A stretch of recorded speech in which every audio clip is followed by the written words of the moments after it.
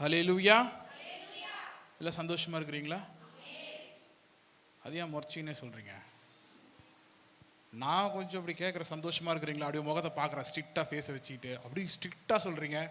சந்தோஷமா இருக்கிற ஃபேஸ் எப்படி இருக்கும்? சந்தோஷமா இருக்கிறேன் அப்படியே சொல்லுவீங்க. ஹல்லேலூயா. நம்ம ஒரு கொஞ்ச நாளாகவே இந்த கானான் பயணத்தில் நடக்கிறத பார்த்துட்டு இருக்கிறோம்ல. இங்கே ஒரு சண்டை நடந்துட்டு இருக்குது. கானான் செட்டில் பண்ணி சீக்கிரம். கானான் பயணத்தை பற்றி பார்த்துக்கிட்டு இருக்கிறோம் இல்லையா? இப்போ அதோடைய தொடர்ச்சி தான், அந்த கடைசி தான். என்ன கடைசியாக எங்கே இருக்கிறோம் ஞாபகம் இருக்கா யாருக்காவது? கானான் பயணத்தில் எங்கே இருக்கிறோம் ஞாபகம் இருக்கா?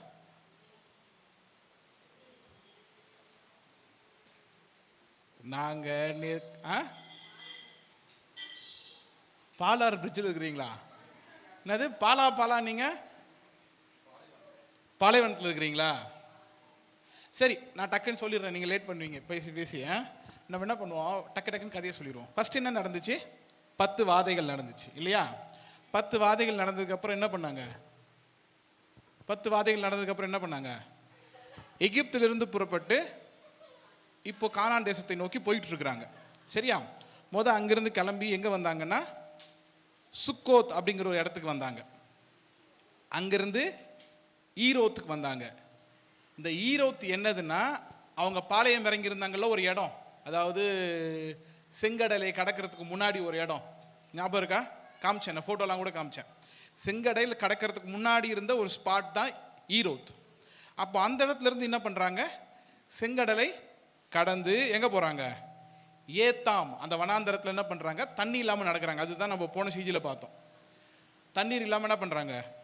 நடக்கிறாங்க. போய் ஒரு இடத்துல ரீச் பண்றாங்க. அந்த இடத்துக்கு பேர் என்ன? மாரா. அங்க எப்படி இருந்தது? தண்ணி குடிக்க கூடாததா இருந்தது. அப்ப என்ன பண்றாங்க இவங்க? மண்டை சூடேறி கத்தும் போது ஆண்டவர் என்ன பண்றாரு? அந்த தண்ணீரை அவங்களுக்கு மதுரமா மாற்றி கொடுக்குறாரு. இப்ப அதை குடிச்சிட்டு அந்த வசனத்தை வாசிச்சிருமா? 15ஆம் அதிகாரத்துடைய 26ஆம் வசனத்தை வாசிங்க பார்க்கலாம். ஏன்னா இப்ப என்ன பண்ணிட்டார் ஆண்டவர்?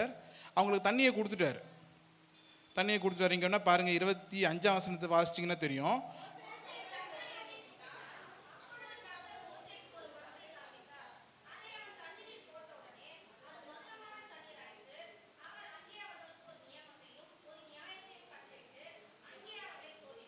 கவனிங்க, இவங்க தண்ணி பிரச்சனையா இருந்தாங்க. ஆண்டவர் என்ன பண்ணாரு? ஒரு மரத்தை காண்பிக்கிறாரு. அதை அந்த தண்ணீரில் போட்டோடனே தண்ணீர் என்னவாம் ஆயிடுச்சு? மதுரமாய் போச்சு. அது ஆனதுக்கு அப்புறம் ஆண்டவர் ஒரு நியமத்தையும் நியாயத்தையும் கட்டளையிட்டு என்ன பண்றாரு? அவங்கள சோதிக்கிறார். சோதிச்சு என்ன சொல்றாரு? நீ என் சத்தத்தை கேட்க கவனமாய் இருந்து என் பார்வைக்கு செம்மையானவைகளை செஞ்சினா, என் கட்டளைகளுக்கெல்லாம் செவி கொடுத்தீனா, என் நியமங்களுக்கெல்லாம் நீ கை கொண்டினா, எகிப்திற்கு வர பண்ண நோய் ஒன்றும் உங்களுக்கு வராது. அல்லேலூயா. அவர் ஃபர்ஸ்ட் ப்ராமிஸ் நமக்கு கொடுக்கிறது என்னன்னா, ஆண்டவரை தேடாத இல்ல உன்னை அடிமைப்படுத்தியிருந்தவனுக்கு வந்த நோய்கள் இருக்குல்ல, இல்ல நான் 10 வாதைகள்ல கொடுத்த நோய்கள் இருக்குல்ல, அது எதுவும் உன்னை தொடாது. அல்லேலூயா. சொல்லிட்டு சொல்றாரு, நானே உன் பரிகாரி. அதை எப்படி வேணா டிரான்ஸ்லேட் பண்ணா, ஐ எம் யுவர் ஹீலர், நான் உன்னை சுகமாக்குகிறவன். ஐ எம் யுவர் டாக்டர், நான் தான் உனக்கு வைத்தியன், நான் தான் உனக்கு ஃபர்ஸ்ட் டாக்டர் ஆண்டவர் தான். அல்லேலூயா. இந்த பாக்கியம் வேற யாருக்கும் கிடையாது, நமக்கு மட்டும்தான். ஆண்டவரே நமக்கு டாக்டரா இருக்கிறது. உங்களுக்கு அது ஞாபகம் இருக்கணும்னா நீங்க என்ன சொல்லணும்? எகோவா ராஃபா. ஈரேவா இல்ல, எகோவா ராஃபா. ரொஃபேகா ரெண்டும் ஒன்று தான், எகோவா ராஃபா. அல்லேலூயா. சரி, இப்போ 27ஆம் வசனத்துக்கு வருவோம். இப்போ மாரா சம்பவம் முடிஞ்சிருச்சு. மாராவில் என்ன மேப் வந்துருச்சா? இங்க கவனிங்க, இந்த 1ஆம் இடம் தான் நம்ம எங்கிருந்து கிளம்பின இடம், ராமசேஸ், அதாவது எகிப்து. அங்கிருந்து எங்க வந்தீங்க? சுக்கோத்துக்கு வந்தீங்க. அப்புறம் ஈரோத்து தான் அந்த இடம் தான், இந்த ஜலஸ் அந்த தண்ணி அந்த சின்ன ஸ்பாட் இருக்குல்ல, அதுதான் அவங்க என்னது செங்கடலை கடந்த இடம். அது ரெட் சீன் வருது, செங்கடலை கடந்த இடம். அப்போ மிச்சம் இருக்கிற இந்த ஏரியா என்னது? ஏத்தாம். அங்கிருந்து அவங்க எங்க வராங்க? இந்த 4ங்கிற இடத்த மாறா, அங்கதான் வந்து கசப்பான தண்ணீரை பார்க்கிறாங்க. இப்ப 27ஆம் வசனம் சொல்லுது, பின்பு அவர்கள் ஏலிமுக்கு வந்தார்கள். எங்க இருக்கு? எங்க பாதுக்குள்ள மாத்திட்டீங்க? ஏலிம் எங்க இருக்கு இப்போ? 5ஆம் இடம். மாராவுக்கும் ஏலிமுக்கும் ரொம்ப தூரம் கிடையாது, பக்கத்துல தான் இருக்குது. ஏலிமுக்கு வந்தார்கள். அங்கே 12 நீரூற்றுகளும் 70 பேரிச்ச மரங்களும் இருந்தது. அங்கே தண்ணீர் அருகே பாளையம் இறங்கினார்கள். அல்லேலூயா. இப்போ எதை மாதிரி இடத்துக்கு வந்தாங்க? நான் போன வாரம் கூட சொன்னேன், போன வாட்டி சொல்லும்போது சொன்னேன், எப்படி காஞ்சி போயிருந்தவனுக்கு ஒரு டின்னர், என்ன சொல்லுவாங்க, கேண்டில் லைட் டின்னர் கொடுத்த மாதிரி. இந்த கேண்டில் லைட் டின்னர்னா தெரியுமா உங்களுக்கு? கேள்விப்பட்டிருக்கீங்களா? இப்போ புதுசாக கல்யாணம் அவங்களுக்கு தெரியும். யாராவது ரெடியாக இருக்கிறீங்களா? இப்போ இதெல்லாம் ஒரு ஃபேமஸ். சும்மா அவங்கள வம்புக்கு இது ஒரு ட்ரெண்ட். இப்போ இந்த கேண்டில் லைட் டின்னர் அப்படிங்கிறது என்னன்னா, எல்லா லைட் ஆஃப் பண்ணிடுறதான், சரியா? டைனிங் டேபிள் நடுவில் கேண்டில் ஏற்றி விட்டுறது, அதுக்கு நடுவில் சாப்பாடை வச்சிடுறது. எங்கன்னா ஒரு இடத்துல இப்போ ஒரு போட், இது கேரளாலாம் போனீங்கன்னா போட் ஹவுஸ் இருக்கும், அங்கே வச்சு அது வந்து ஒரு, என்ன சொல்கிறது, அது கேண்டில் லைட் டின்னர். அது வந்து ஒரு சூப்பராக இருக்குமா. என்ன கேட்டால், ஏண்டா எல்லா லைட்டை ஆஃப் பண்ணி எல்லா இடத்துல இருக்கிற பூச்சை கொண்டாந்து இங்கே விளக்க வச்சு இங்கே வான்னு கூப்பிட்ட மாதிரி இருக்கேடா. எனக்கு பிடிக்காது பர்சனலாக, ஆனால் நிறைய பேருக்கு பிடிக்கும். அது ஒவ்வொருத்தவங்களுடைய டேஸ்ட்டுன்னு வச்சுக்கோங்களேன். அப்போது நீங்கள் எதை வந்து ஒரு பெரிய விஷயமா நினைக்கிறீங்களோ, காஞ்சி போயிருந்த நமக்கு ஆண்டவர் என்ன பண்ணுறாரு?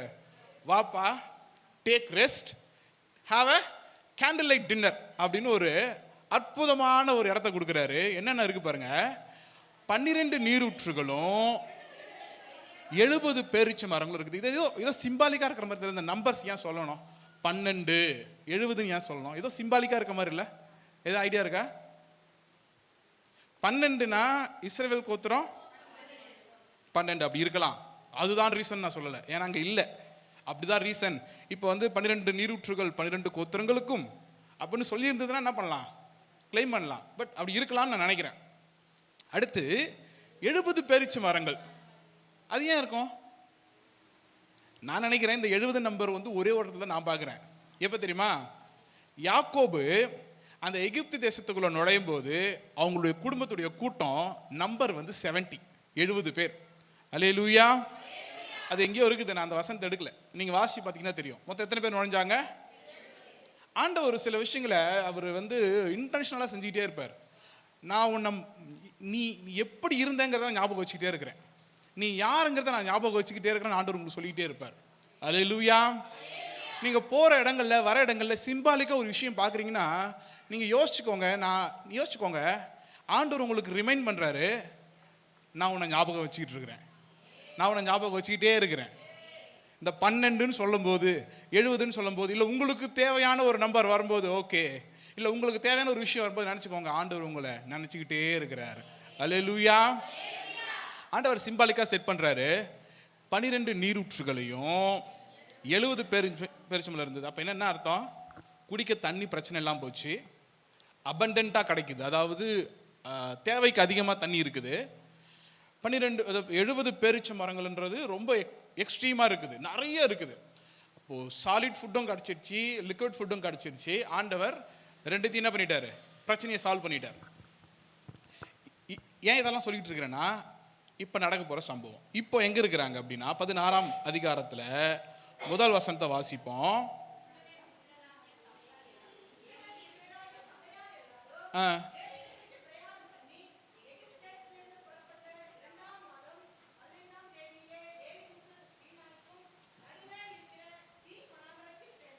அல்லேலூயா.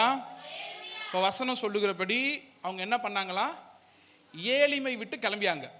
ஏலிமை விட்டு கிளம்பிட்டு இப்போ எங்க இருக்கிறாங்க அப்படின்னா, 8ன்னு ஒரு இது போட்டிருக்கா, அது சீனாய் மலை. 8ன்னு போட்டிருக்குல்ல, அது சீனாய் மலை. 5ன்னு இருக்கிறது ஏலிம்.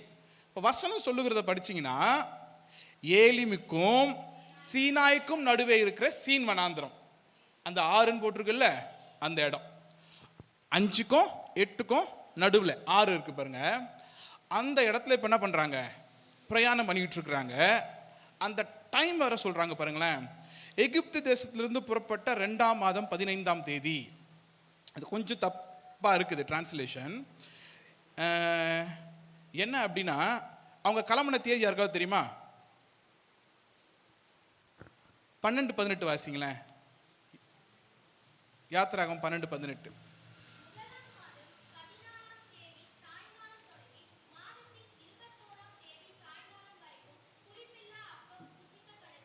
சரியா?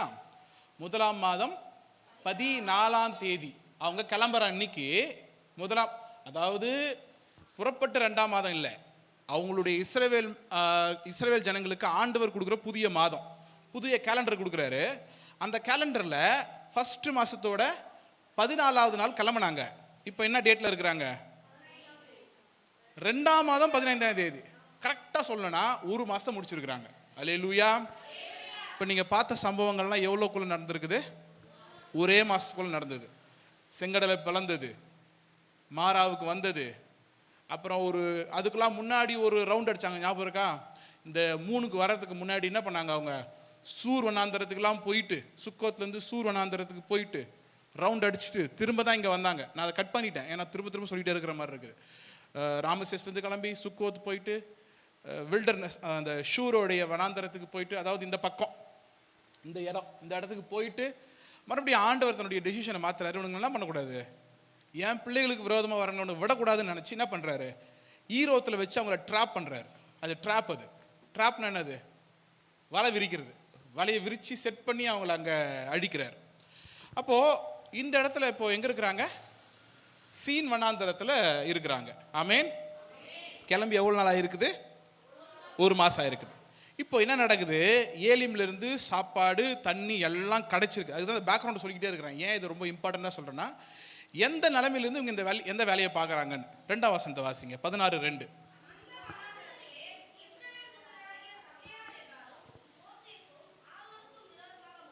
என்னாச்சு? ஏன்? நல்லா தானே இருந்தது, எல்லாம் ஒழுங்காக தானே போயிட்டு இருந்தது. இப்போதான் கிளம்புனீங்க ஏலிம்லேருந்து. எங்கே வந்திருக்கிறீங்க? கொஞ்சம் தூரம் வந்திருக்கிறீங்க. திடீர்னு ஆயிடுச்சு, கோவம் வந்துடுச்சு இவங்களுக்கு. கோச்சிக்கினாங்க. என்னென்ன? யார் மேலே? ஆரோன் மோசைக்கிட்டையும், அதாவது பாஸ்டர் கிட்டையும், அந்த ஆராதனை பண்ணுறவங்க கிட்டையும் கோச்சிக்கினாரு. கோச்சிக்கிட்டு என்ன சொல்கிறாரு? இப்போ என்ன சொல்கிறாங்க? அடாடாடா, இது நீங்கள் ருசிச்சு வாசிக்கணும். எப்படியா? அந்த வசனத்தை போடுங்க. 3ஆம் வசனம். நாங்கள் இறைச்சி பாத்திரங்கள் உட்கார்ந்து, எப்படின்னா கறி செஞ்சு வச்சுட்டு, கறியை வச்சுட்டு அது பக்கத்தில் உட்காந்துக்கிட்டு, கவனிக்கணும், நல்லா கவனிக்கணும், டைனிங் டேபிள் உட்காந்துக்கிட்டு கறியை ஒரு கப்பில், பாருங்க பாத்திரம் தானே, கறியை ஒரு பாத்திரத்தில் செஞ்சு இறைச்சியை வச்சுட்டு ஒரு கப்பை வச்சுக்கிட்டு என்ன பண்ணுவாங்களாம்?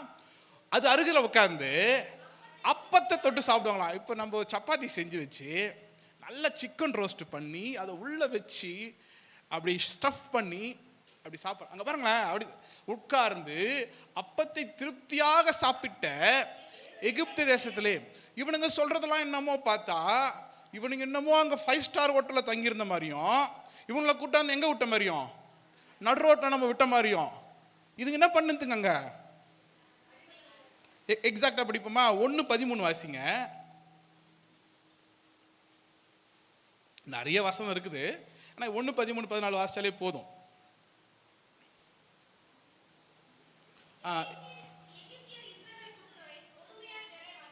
எப்படிங்க? கொடுமையா வேலை வாங்கினாங்க. அடுத்து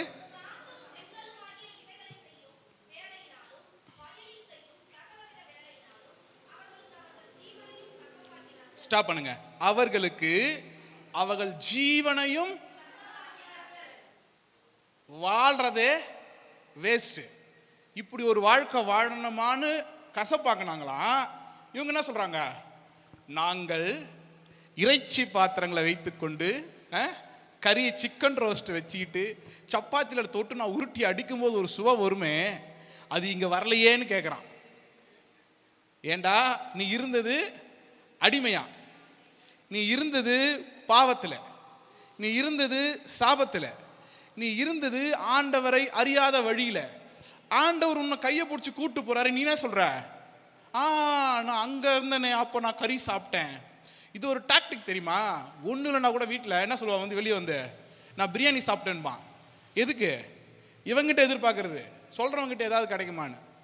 பாருப்பா, நான் யூஸ்வலாக பிரியாணி சாப்பிட்ற ஆள், நான் உங்க கூட வந்திருக்கிறேன். அப்போ நீ என்ன பண்ணோம்? இப்போ ஆண்டவர் தெரியாதா? உன் என்ன, உன் லட்சணம் என்னன்னு தெரியாதா? நீ எங்கிருந்து வந்தேன்னு தெரியாதா?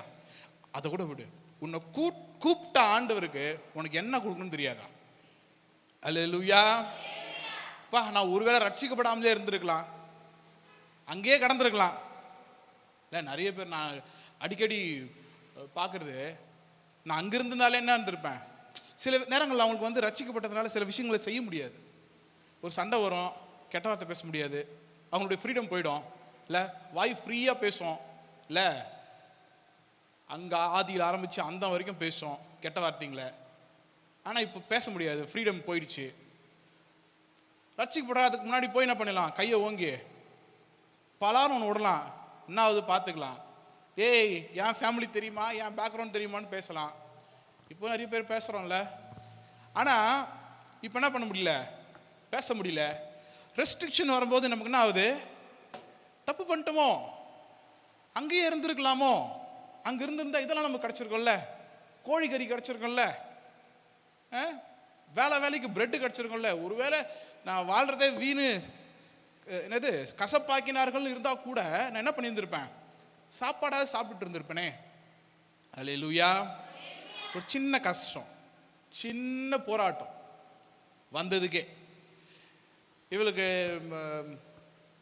இது மாதிரி அந்த பேர் என்ன, கர்ப்பப்பையோட அந்த ஆப்ரேஷன் பண்ண இடத்துல குழந்தை பதிஞ்சிச்சின்னு சொல்லும்போது எனக்கு இங்கே வச்சு சொல்கிறாங்க, எனக்கு எங்கே மருவத்தூர் ஹாஸ்பிட்டல் வச்சு சொல்கிறாங்க.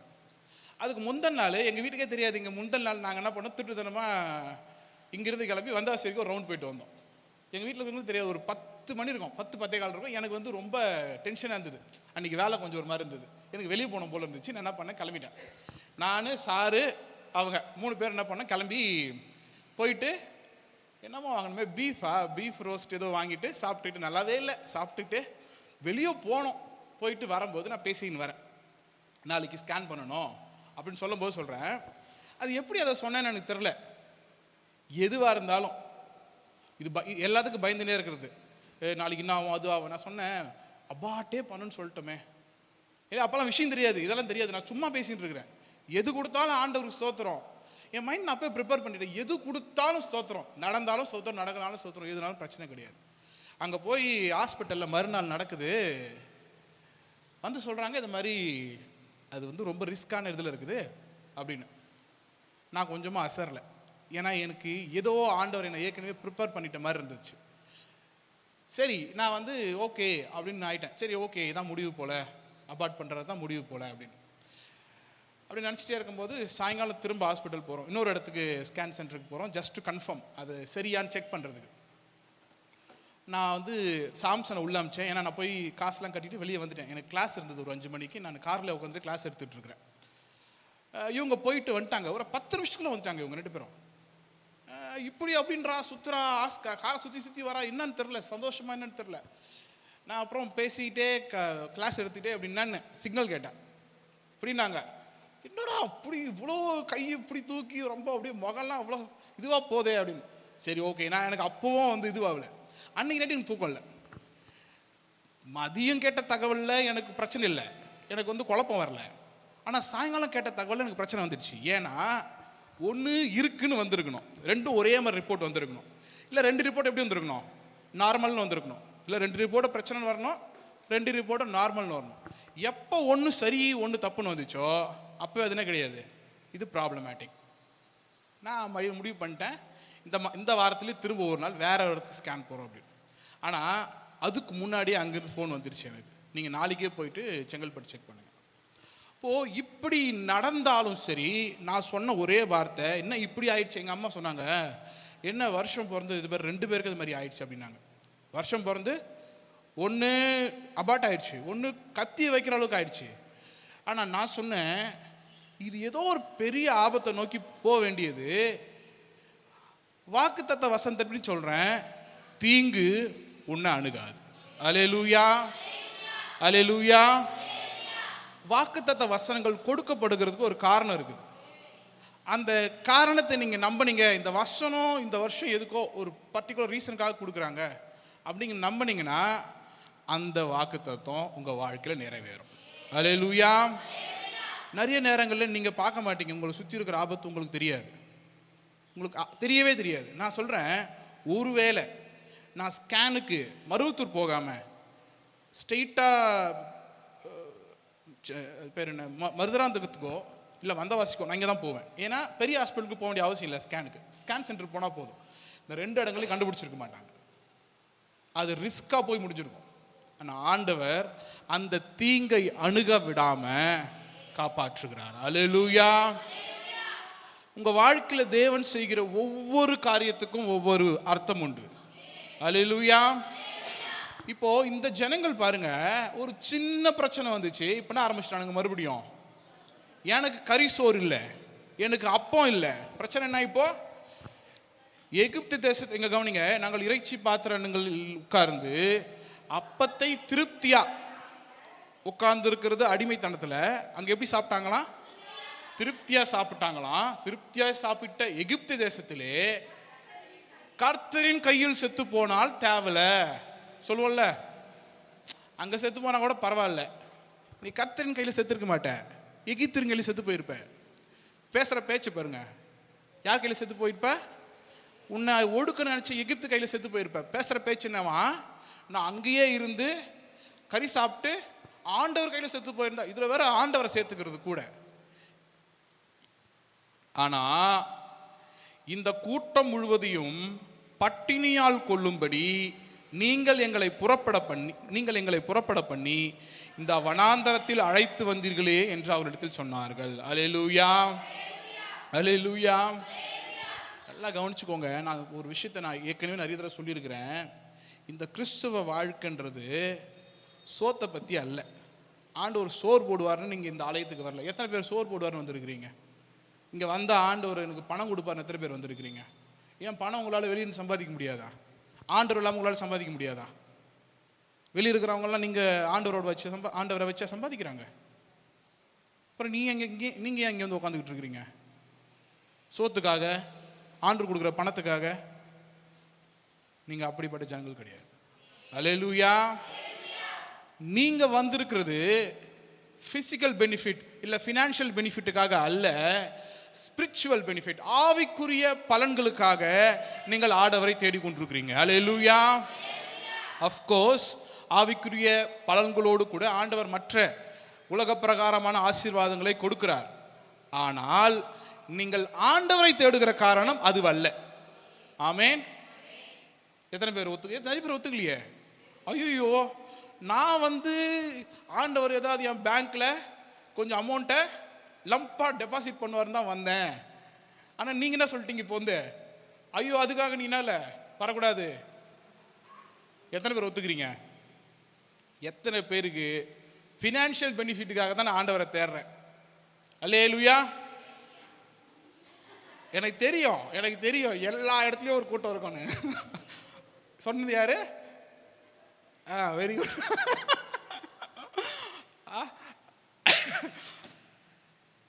சரி, சும்மா விளையாட்டுக்கு சொல்றேன். சரி, எல்லாம் முழிச்சிருக்கிறீங்களா? அது வரைக்கும் சந்தோஷம். அலேலியா வந்தா முழிச்சிருக்கிறீங்கன்னு அர்த்தம். சரி, ஆண்டவரை தேடுவது ஃபினான்ஷியல் பெனிஃபிட்டுக்காக அல்ல, ஆவிக்குரிய பலன்களுக்காகவே. அல்லேலூயா. ஆண்டவரை தேடுவது ஆத்ம அந்த அந்த அந்த ஹார்ட்ல ஆண்டவர் நிறைஞ்சிருக்கணுன்றதுக்காக தான். நிறைய நேரங்களை சொல்லுவோம், ஆண்டவரே நீர் மட்டும் போதும், நீர் மட்டும் போதும் ஆண்டவரே, வேற எதுவும் வேணாம். சில பாடலாம் பார்த்தீங்களா, ஏதோ ஒரு பாட்டு பார்த்துட்டேன், உங்க பாதம் மட்டும் போதும்னு இருக்கும் இல்ல, ஏதோ ஒரு பாட்டு வரும் இல்ல, தூயாதி தூயவர், அதில் கூட வரும் பாதம். சரி, அது விடுங்க. ஆக என்ன நோக்கம்னா, நீர் மாத்திரம் போதும், உன் பாதம் மாத்திரம் போதும். துட்டுக்காக, கேவலம் சோத்துக்காக அலையிற கூட்டம் நம்ம கிடையாது. திரும்ப சொல்லவா? சோத்துக்காக அலையிற கூட்டம் நம்ம கிடையாது. நம்ம ஆவிக்குரிய வரங்களை ஆண்டவரிடத்தில் பெற்றுக்கொள்றதுக்காக தான் இங்க வந்திருக்கிறோம். அல்லேலூயா. அடுத்த வசனங்களை வாசிக்கலாமா?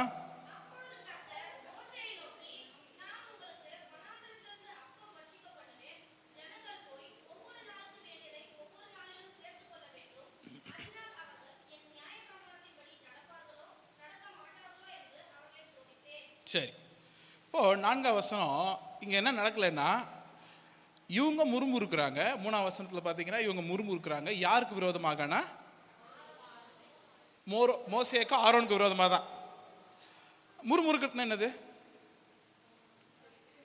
ஆங்கிலத்தில் போட்டா மர்மரிங்கன்னு போட்டுக்குது. டே, நான் அது பொருள்னா இங்க வந்திருக்கிறேன், இங்கேயும் மர்மர்ன்னு போட்டா எப்படிறா? அவிசுவாசம். நம்ம கொஞ்சம் இதுவா இறங்குவோம், லோக்கலா இறங்குவோம், உட்காந்து பேசிக்கிட்டே இருப்போம். அந்த ஆள் இருக்க மாட்டாரு, அவங்க மேல நம்ம கடுப்பா இருக்கும். என்ன பண்ணுவோம்? அவங்கள வசப்பாடுவோம் தெரியுமா? அவன் இவன் அவனை ஃபுல்லா எதிர்த்துக்கவும் முடியாது. ஏன்னா குடும்பத்தில் ஒன்றா இருக்கும், இல்லை ரொம்ப வேண்டியப்பட்டதாக இருக்கும். ஆனால் என்ன பண்ண முடியாது, அது பண்ணுறதை பார்த்துக்கினேன் சும்மாவும் இருக்க முடியாது, எரிச்சலாக இருக்கும் நமக்கு இல்லை? அப்போ ஒன்று சொல்லுவான். ஆனால் ஆங்கிலத்தில் சில இடத்துல வந்து கம்ப்ளைண்ட்னு போட்டிருக்கிறாங்க. அதை விட இது கரெக்டாகுது. மர்மர்ன்றது முறுமுறுக்கிறது தான். அந்த சத்தமே நல்லா இருக்கு கேட்கறதுக்கு, முறுமுறுக்கிறது. அது மாதிரி இவங்க யாருக்கு விரோதமாக முறுமுறுக்கிறாங்கன்னா, ஊழியக்காரனுக்கு விரோதமாக தான். இந்த ஊழியக்காரனுக்கு என்ன பண்ணல, போயிட்டு பார் ஆண்டவரே என்ன பேசுறானுங்க பார் அப்படின்னு சொல்லலை. 4ஆம் வசனம் அடுத்த வசனத்திலேயே சொல்றேன். இவங்க போய் சொல்லலை, ஸ்ட்ரெயிட்டாவே ஆன்சர் வருது ஆண்டவர்கிட்ட இருந்து. கர்த்தர் மோசேயை நோக்கி, சோறு தானே பிரச்சனை. என்ன பிரச்சனைன்னு சொன்னானுங்க? சோறு தானடா பிரச்சனை. நான் உங்களுக்கு வானத்திலிருந்து அப்பம் வர்ஷிக்க பண்ணுவேன். நான் உங்களுக்கு டெய்லி என்ன பண்ணுவேன், யாரோ ஒரு கூட்டத்தை அமைச்சு ஃபுட்டு கொடுப்பேன்னு சொல்லியிருக்கலாம், நான் சாப்பாடு கொடுப்பேன்னு சொல்லியிருக்கலாம், ஒரு நார்மல் வழியில் சொல்லியிருக்கலாம், சாதாரண வழியில் சொல்லியிருக்கலாம். ஏன்னா அது வந்து ராமசேஸ்லேருந்து எப்ரோனுக்கு போகிற ஒரு வியாபார வழி. அந்த வழியில் போகிற ஏதாவது ஒன்று இந்த பக்கம் திருப்பி விட்டுருக்கலாம். ஆண்டவரால் ஈஸியாக செய்ய முடியும். ஆனால் ஆண்டவர் செய்கிற காரியத்தை கவனிங்க. ஒரு இம்பாசிபிளான விஷயத்த, ஒரு பாட்டு இருக்குது, டான் மோயனோட ஒரு பாட்டு இருக்குது, ஆங்கில பாடல், எனக்கு ரொம்ப பிடிக்கும். எப்பெல்லாம் எனக்கு வந்து மனசு கஷ்டமாக இருக்குதோ, எப்பெல்லாம் எனக்கு வேற வழி தெரிலன்னு இருக்குதோ, அப்போ அந்த பாட்டை கேட்கும்போது எனக்கு அப்படியே மனசு திருப்தி ஆகிடும். என்ன பாட்டுனா, நீங்கள் கேட்டு பாருங்க. God will make a way where there seems to be no way. அதாவது ஆண்டவர் பாதையே இல்லைன்னு நினைக்கிற இடங்கள்ல பாதையை உருவாக்குவார். ஹல்லேலூயா. அடுத்த வார்த்தை எப்படி வரும்? There seems to be no way. He works in ways we cannot see. Okay. நீ பார்க்காத வழிகளிலே அவர் வேலை செய்வார். ஹல்லேலூயா. உன் கண்ணுக்கு தெரியாது, அந்த பாதை ஒன்று இருக்குதா, ஓ இங்கே பாதை இருந்ததா, பாதை மாதிரியே தெரியாது, புதர் மாதிரி இருந்திருக்கும். அந்த புதருக்குள்ள இருந்து பாதையை உருவாக்குவார் ஆண்டவர். உன் கண்ணுக்கு தெரியாது, மனித கண்களுக்கு அதை அறிஞ்சு கொள்ளவே முடியாது. எந்த இடத்துல பாதை இல்லை, எந்த இடத்துல வழி இல்லை, அந்த இடத்துல இருந்து உங்களுக்கு ஆசீர்வாதத்தை வர்ஷிக்க பண்ணுவார். ஆமென். வானத்திலிருந்து அப்பத்தை வர்ஷிக்க பண்ணுவேன். ஹல்லேலூயா. எங்க இருந்து வேணா வந்திருக்கலாங்க அந்த அப்பம் வர்றதுக்காக வழி இல்லை. ஆனா எங்கிருந்து வருது? வானத்திலிருந்தே வருது. ஆமென். இந்த அப்பத்தை பத்தி நம்ம பார்க்கும்போது வேற என்ன இருக்கு அதுல? ஜனங்கள் போய் ஒவ்வொரு நாளுக்கு வேண்டியதை ஒவ்வொரு நாளிலும் சேர்த்து கொள்ள வேண்டும். That's the problem. என்னன்னா வர்ஷிக்க பண்ணுவாராம். நம்ம கதைலாம் எப்படி? ஆண்டவரே ஒரு ஒன் டைம் செட்டில்மெண்ட் கொடு ஆண்டவரே. எப்படி ஒரு one time settlement, life time settlement கொடு ஆண்டவரே, எனக்கு லைஃப் டைம் செட்டில் ஆயிடுறேன் நான். வாய்ப்பு இல்லை ராஜா, ஆண்டவர் இடத்துல வாய்ப்பு இல்லை. நம்ம இந்த எனக்கு ஒரு 5-6 வருஷத்துக்கு முன்னாடி ஒரு மெயில் வந்து நேருக்கும் ஒருத்தர்கிட்ட இருந்து, அனுதின மன்னான்னு போட்டு வரும். அது பேரை பாருங்களேன், அனுதின மன்னா. மொத்த மன்னா கிடையாது, அது இன்னைக்கு தேவையான மன்னா, அவ்வளோதான். நீங்கள் அந்த பரமண்டல ஜபத்தில் வாசிச்சிக்கிற கூட தெரியும். எங்களுக்கு இன்னைக்கு வேணும் என்ன ஃபுட்டு தேவையோ, இன்னைக்கு என்ன ஆகாரம் தேவையோ அதை தாருன்னு தான் ஆண்டவர் ஜெபிக்க சொல்லி கொடுத்தார். ஹல்லேலூயா. ஏங்க அப்படி பண்றாரு ஆண்டவர்? இப்படி ஒரு அநியாயத்தை பண்றாரு. மாச சம்பளம் மாதிரி போட்டு விட்டலாம் அட்லீஸ்ட். சரி, ஒன் டைம் செட்டில்மெண்ட் வேணாம், ஒரு மாச சம்பளம் மாதிரி போட்டு விட்டலாம். ஆண்டவரே மந்த்லி சப்போர்ட் கொடுத்துருங்க ஆண்டவரே, மந்த்லி சப்போர்ட் மாதிரி இவ்வளோ ஒன்று கொடுத்து இவ்வளோ ஒரு அமௌண்ட் கொடுத்துட்டீங்கன்னா என்ன பண்ணுவேன், இந்த இந்த இது நல்லா வாழ்ந்துக்குவேன், சேலரி மாதிரி போட்டிங்கன்னா கொஞ்சம் பரவாயில்ல, பேசுவோம்ல சேலரி பேசும்போது. அப்புறம் ஆண்டவர் ஏன் அப்படி பண்ண மாட்டுறாரு? மோசமான ஆளாக இருக்கிறாரு இவர். நல்ல ஆண்டவர் தானே நம்ம ஆண்டவர், ஏன் அப்படி பண்ணுறாரு? அநியாயம் பண்ணுறாரு. டெய்லியும் அவர் கையில் போய் நிற்கணுமா? அதுதான் விஷயம். டெய்லி அவர்கிட்ட போய் நிற்கணும். அல்லேலூயா. ஆண்டவர்கிட்ட போய் நிற்கணுங்க. நான் வேலைக்கு போகும்போது நல்லா சம்பாதிப்பேன், நல்லா சம்பாதிச்சேன் இல்லைன்னு சொல்ல, நல்லா சம்பாதிச்சேன். சம்பளத்தை வீட்டுக்கு அனுப்பிச்சிருவேன், அப்பாவுக்கு அனுப்பிச்சிருவேன். வந்த உடனே அது அப்பாவுக்கு போயிடும். அதுக்கப்புறம் அது வீட்டு செலவெல்லாம் நான் என்னன்னு கூட கேட்க மாட்டேன். அதே மாதிரி வாரம் எனக்கு ஒரு 1000 ரூபா கொடுத்துருவார் அப்பா.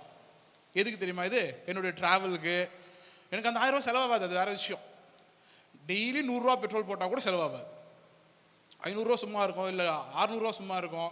ஏன்னா அந்த காலத்தில் விலை கம்மி தானே. நான் சொல்கிறது ஒரு 7-8 வருஷத்துக்கு முன்னாடியே கூட 1000 ரூபாங்கிறது பெரிய பணம். ஒரு வாரத்துக்கே சாப்பாடு செலவு இல்லை, எதுவும் இல்லை. அப்போது அந்த டெய்லி அதுக்கு முன்னாடி காலேஜ் போகும்போது டெய்லி 100 ரூபா கொடுப்பார் அந்த போயிட்டு வர்றதுக்கு சாப்பாட்டுக்கு. அப்போது அந்த டெய்லி அந்த அனுதின மன்னாவை ஆண்டவர்கிட்ட வாங்கும்போது என்ன நடக்குது? டெய்லி நீ அப்பாவை பார்க்குற, அப்பா கிட்ட ஜாம் பண்ணிக்கிற. அப்பா அப்புறம் எடுத்து என்ன பண்ணுறாரு? பாக்கெட்லேருந்து 100 ரூபா எடுத்து உன் பாக்கெட்டுக்கு டிரான்ஸ்ஃபர் பண்ணுறாரு. அன்னைக்கு ஒரு நாள் செலவு உனக்கு போதும். திரும்ப நீ மறுநாள் யார்கிட்ட வரணும்? அப்பா விட்டு ஓடுருவியா? That's the teaching. அதுதான் பாடம். தினம் ஆண்டவர்கிட்ட போய் நிற்கணும். அல்லேலூயா. அப்பா, இன்று எனக்கு தேவையான ஆகாரத்தை இப்போ கொடுங்க. ஆமேன். இந்த வசனம் அதுதான் சொல்லுது. ஒவ்வொரு நாளுக்கு வேண்டியதை ஒவ்வொரு நாளிலும் சேர்த்து கொள்ள வேண்டும். ஆமேன். அப்புறம் இப்போ நம்ம என்ன பண்ணுவோம்னா, இதை மாத்திரம் பார்ப்போம். இது ஏன்னா இப்போ விஷயம் என்னன்னு உங்களுக்கு தெரியும், இந்த ஸ்டோரி உங்களுக்கு ஆல்ரெடி தெரியும். இப்போ ஆண்டவர் என்ன பண்ண போறாரு? மன்னாவை கொடுக்க போறாரு. ஸோ நமக்கு தெரியும். இப்போ இந்த வசனத்தை மட்டும், இந்த டெய்லி ஃபுட்டை மட்டும் பார்ப்போம். ஏன் அனுதின மன்னா அப்படிங்கிற வசனங்களை மட்டும் நம்ம பார்ப்போம். அப்படியே 6ஆம் வசனத்துக்கு போயிடுங்க. ம்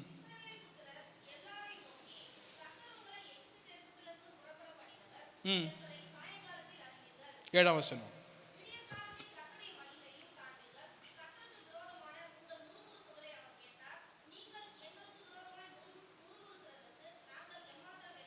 அல்லேலூயா. இப்போ 6ஆம் வசனம் சொல்லுது, என்ன சொல்றாரு? கர்த்தர் உங்களை எகிப்து தேசத்திலிருந்து புறப்பட பண்ணினவர் என்பதை நாளைக்கு சொல்றேன் அப்படின்னு சொல்லிட்டாரு. உடனே சொல்ல வேண்டியது தானே? சொல்ல வந்துட்டீங்க ஏதோ ஒன்று. ஆண்டவர் யாருன்னு இப்பவே காமிச்சிடற. எனக்கு என்ன சொல்றாரு? சாயங்காலம் காமிப்பார். அப்புறம் அதோட முடியல. விடியற் காலத்திலே கர்த்தருடைய மகிமையை காண்பீர்கள். அப்போ 2 விஷயம் சொல்லுது. சாயங்காலத்தில் ஒன்று, காலையில் ஒன்று. சரி, அது என்னன்னு நமக்கு தெரிஞ்சுக்கணும்ல. கர்த்தருக்கு அப்புறம் கவனிங்க. சரி, அது அப்புறம் பார்ப்போம். அப்போ 8ஆம் வசனத்தை வாசிங்க.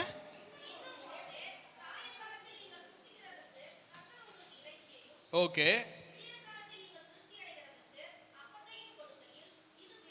அல்லேலூயா. ஏதோ சஸ்பென்ஸ் மாதிரி வச்சாரு, சொல்ல மாட்டாருன்னு பார்த்தா என்ன பண்ணிட்டாரு? அடுத்த வார்த்தையிலேயே டக்குன்னு சொல்லிட்டாரு. என்னவா? சாயங்காலத்தில் உங்களுக்கு இறைச்சி வரும், காலையில. சூப்பர்ல. சாயங்காலம் இறைச்சி. இதை தானே உனக்கு சொன்னானுங்க. டேச்சி, இதை தானே சொன்னீங்க, இதை தானே சொன்னீங்க, கேவலம் இதை தானடா சொன்னீங்க. இந்தா வச்சுக்கோ. ஃபோக்கஸ் இது கிடையாது. அகைன் ஃபோக்கஸ் இது கிடையாது. ஃபோக்கஸ் எது? உன் கானான் பயணம் தான் ஃபோக்கஸ். கானானை நோக்கி போக வேண்டியது தான் ஃபோக்கஸ் என்னமோ. ஆனால் எங்கெங்க ஷிஃப்ட் ஆகிட்டு இருக்குது ஃபோக்கஸு? சோறு மேலே, சோறு மேலே, உலக பிரகாரமான ஆசீர்வாதங்கள் மேலே.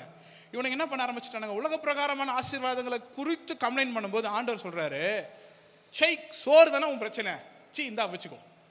சாயங்காலத்தில் இது வச்சுக்கோ, காலில் அது வச்சுக்கோ. நீ ஒரே நேரத்தில் வச்சுக்கலாம் வச்சுக்கோ, ஆனால் நான் இப்படி கொடுக்குறேன். நான் ஒரு ஷெட்யூல் போட்டேன். சாயங்காலம் இது, காலில் அது வச்சுக்கோ. இப்போ சொல்லிட்டார்ல, இது இந்த ஃபுட்டு எப்படி வந்ததுன்னு நம்ம பார்க்கணும்ல. இல்லை, சாயங்காலம் எப்படி கிடச்சிது, காலில் எப்படி கிடச்சிது? 14ஆம் வசனத்தை வாசிங்க.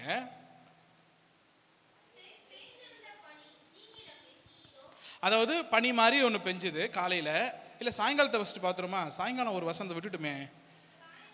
இருங்க 13ஆம் வசனத்தை வாசிங்க.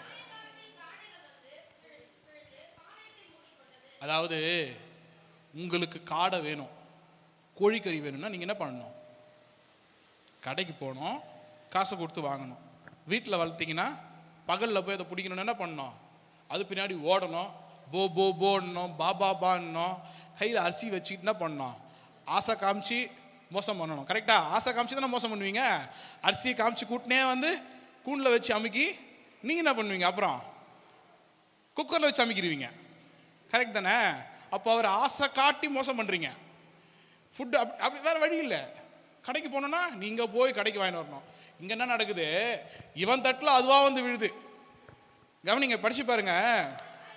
சாயங்காலத்திலே காடைகள் வந்து விழுந்து பாளையத்தை மூடிக்கொண்டது. எப்பா வாப்பா என்ன சாப்பிடு அப்படின்னு ஒரு காடை சொல்லுமா? எங்க அதுவா வந்து விழுந்து மூடிக்கிச்சாங்க. ஆண்டவருடைய ஆசீர்வாதம் அப்படிதான் இருக்கும். சாப்பாட்டை நீ தேடி போக தேவையில்ல. நீ எப்போ சாப்பாடு தேடி வரோம், எப்போ நல்லா இருக்குது கேட்கறது எப்போ? நீ ஆண்டவர் கூட ஆண்டவருடைய பயணத்தில் இருக்கும்போது. நீ எகிப்துலயும் நான் இருந்திருப்பேன்னா, நான் எகிப்துல இருக்கும்போது நான் இறைச்சி சாப்பிட்டுருக்கலாம், எனக்கு தெரியாது. அங்கே இருக்கும்போது கூட நல்லா வாழ்ந்துருக்கலாம், அது தெரியாது. அங்கே வாழ்கிற வாழ்க்கை வேற, ஆண்டவரிடத்துல வாழ்கிற வாழ்க்கை வேற. அல்லேலூயா. அன்னைக்கு தேவையான இறைச்சி என்ன பண்ணுச்சான்? அதுவா பறந்து என்னமோ எங்கேயோ போயிருந்தது. என்ன பண்ணுச்சான்? எத்தனை பேர் இருக்கிறீங்க? 100 பேரா அப்படின்னு கிளம்பி 100 காலை வந்து தப்பு தப்பு விழுந்துச்சுன்னா எப்படி இருக்கும்? இன்னும் ஃப்ரையா, ஆண்டவரே கொடுத்தீங்க அப்படியே ஃப்ரை பண்ணி கொடுத்துட்டு இருக்கலாமே மசாலா போட்டு, அப்படி இருக்கும்ல. உங்களுக்கு தேவையானது உங்களை தேடி வரும். அல்லேலூயா. சாயங்காலத்தில் காடைகள் வந்து விழுந்து பாலத்தை மூடிக்கொண்டது. விடியற் காலத்தில் பாளையத்தை சுற்றி பனி பெய்திருந்தது. ஸோ சாயங்காலம் சொன்ன அதிசயம் என்ன? இறைச்சி எப்படி வந்துச்சு? அதுவா வந்துச்சு. விடியற் காலத்தில் என்ன சொன்னாரு? அப்போ ஒரு அப்பம் வரும்னு சொன்னார்ல. ஆனால் இங்கே என்ன நடந்திருக்குது? விடியற் காலத்தை பாளையத்தை சுற்றி பனி பெய்திருந்தது. பனி பெஞ்சிச்சது. அந்த பெய்திருந்த பனி நீங்கின பின் இதோ வனாந்திரத்தின் மீது எங்கும் உருட்சியான உருண்டையானவா. கரெக்டா? உருட்சியான என்ன அர்த்தம்? உருளையான அர்த்தமா? பார்த்துருவோமா? 13ஆம் வசனம் தானே. அதனால ஸ்மால் ரவுண்ட் திங். கரெக்ட். அப்போ என்ன உருட்சியான அர்த்தம்? உருளையான ஒரு சிறிய வஸ்து உறைந்த பனிக்கட்டி பொடியத்தனையாய் தரையின் மேல் கிடந்தது. அல்லேலூயா. இதுதான் ஆண்டவர் அவங்களுக்கு கொடுத்த உணவு. இதுக்கு என்ன பேருன்னு தெரியலையாம். 15ஆம் வசனம் சொல்லுது, இஸ்ரவேல் புத்திரர் அதை கண்டு அது இன்னது என்று அறியாதிருந்து ஒருவரை ஒருவர் பார்த்து இது என்ன என்றார்கள். அப்பொழுது மோசே அவர்களை நோக்கி, கர்த்தர் இது உங்களுக்காக புசிக்க கொடுத்த அப்பம். அல்லேலூயா. நீ சாப்பிட்ட அப்பம் எகிப்துல சாப்பிட்ட அப்பம் கிடையாது. இது கர்த்தர் கொடுக்கிற வானத்தின் அப்பம். எனக்கு எங்கிருந்து வர அப்பங்க? வானம்னா கூட சரியான டிரான்ஸ்லேஷன் கிடையாது தமிழ்ல. ஆங்கிலத்தில் ஹெவன் போட்டிருக்குது, தமிழ்ல வானம் போட்டிருக்குது. வானம்னா ஸ்கைன்னு சொல்லுவாங்க. ஸ்கைலேருந்து வெல்றது கிடையாது, ஸ்கைலேருந்து மழை பெய்யும். கரெக்ட். ஆனால் இது ஹெவன் போட்டிருக்குது. ஹெவன்னா என்னங்க? ஆண்டவர் எங்க இருக்கிறாரா தான் ஹெவன். ஆண்டவர் இருக்கிற இடத்துல இருந்து ஸ்டேட் டெலிவரி யாருக்கு? பூமியில எவ்வளோ பேர் இருக்கிறான். அந்த காலத்தில் எத்தனையோ கோடி பேர் வாழ்ந்தான்.